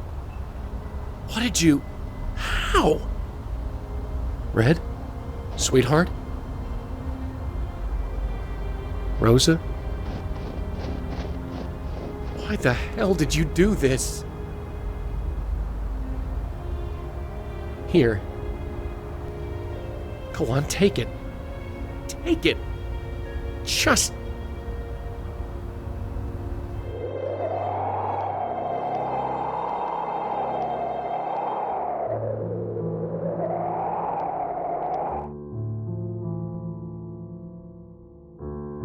I don't see him anymore. I've tried, you know. I've looked. There was this pileup on the West Side Highway last week, and now people say they hear crying. So I went over there. I didn't hear or see anything. I'm normal. Listen to me, talking to myself on the street. I call myself normal. Yeah, I know. Ironic, huh? Or at least I think that's irony. You could tell me, if you were here. I'm forgetting things. About being, you know, I can't even say it. It's almost as if, now that I'm alive, I can't think about being dead. I guess that's hardwired into everybody. Turns out I'm just like everyone else in the end. But I get it now.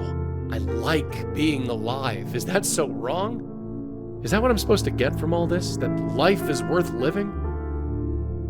I guess I gotta get out there and find out for myself. Goodbye, Rosa Blackwell.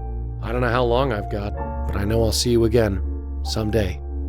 But until then, I'll try to make this count. Okay?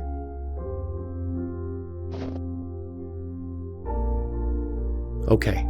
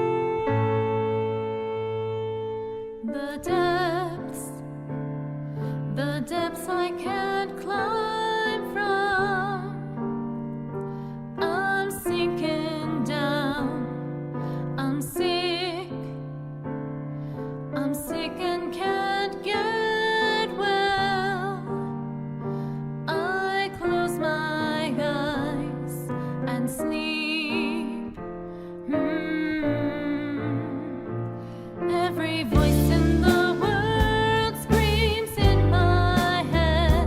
They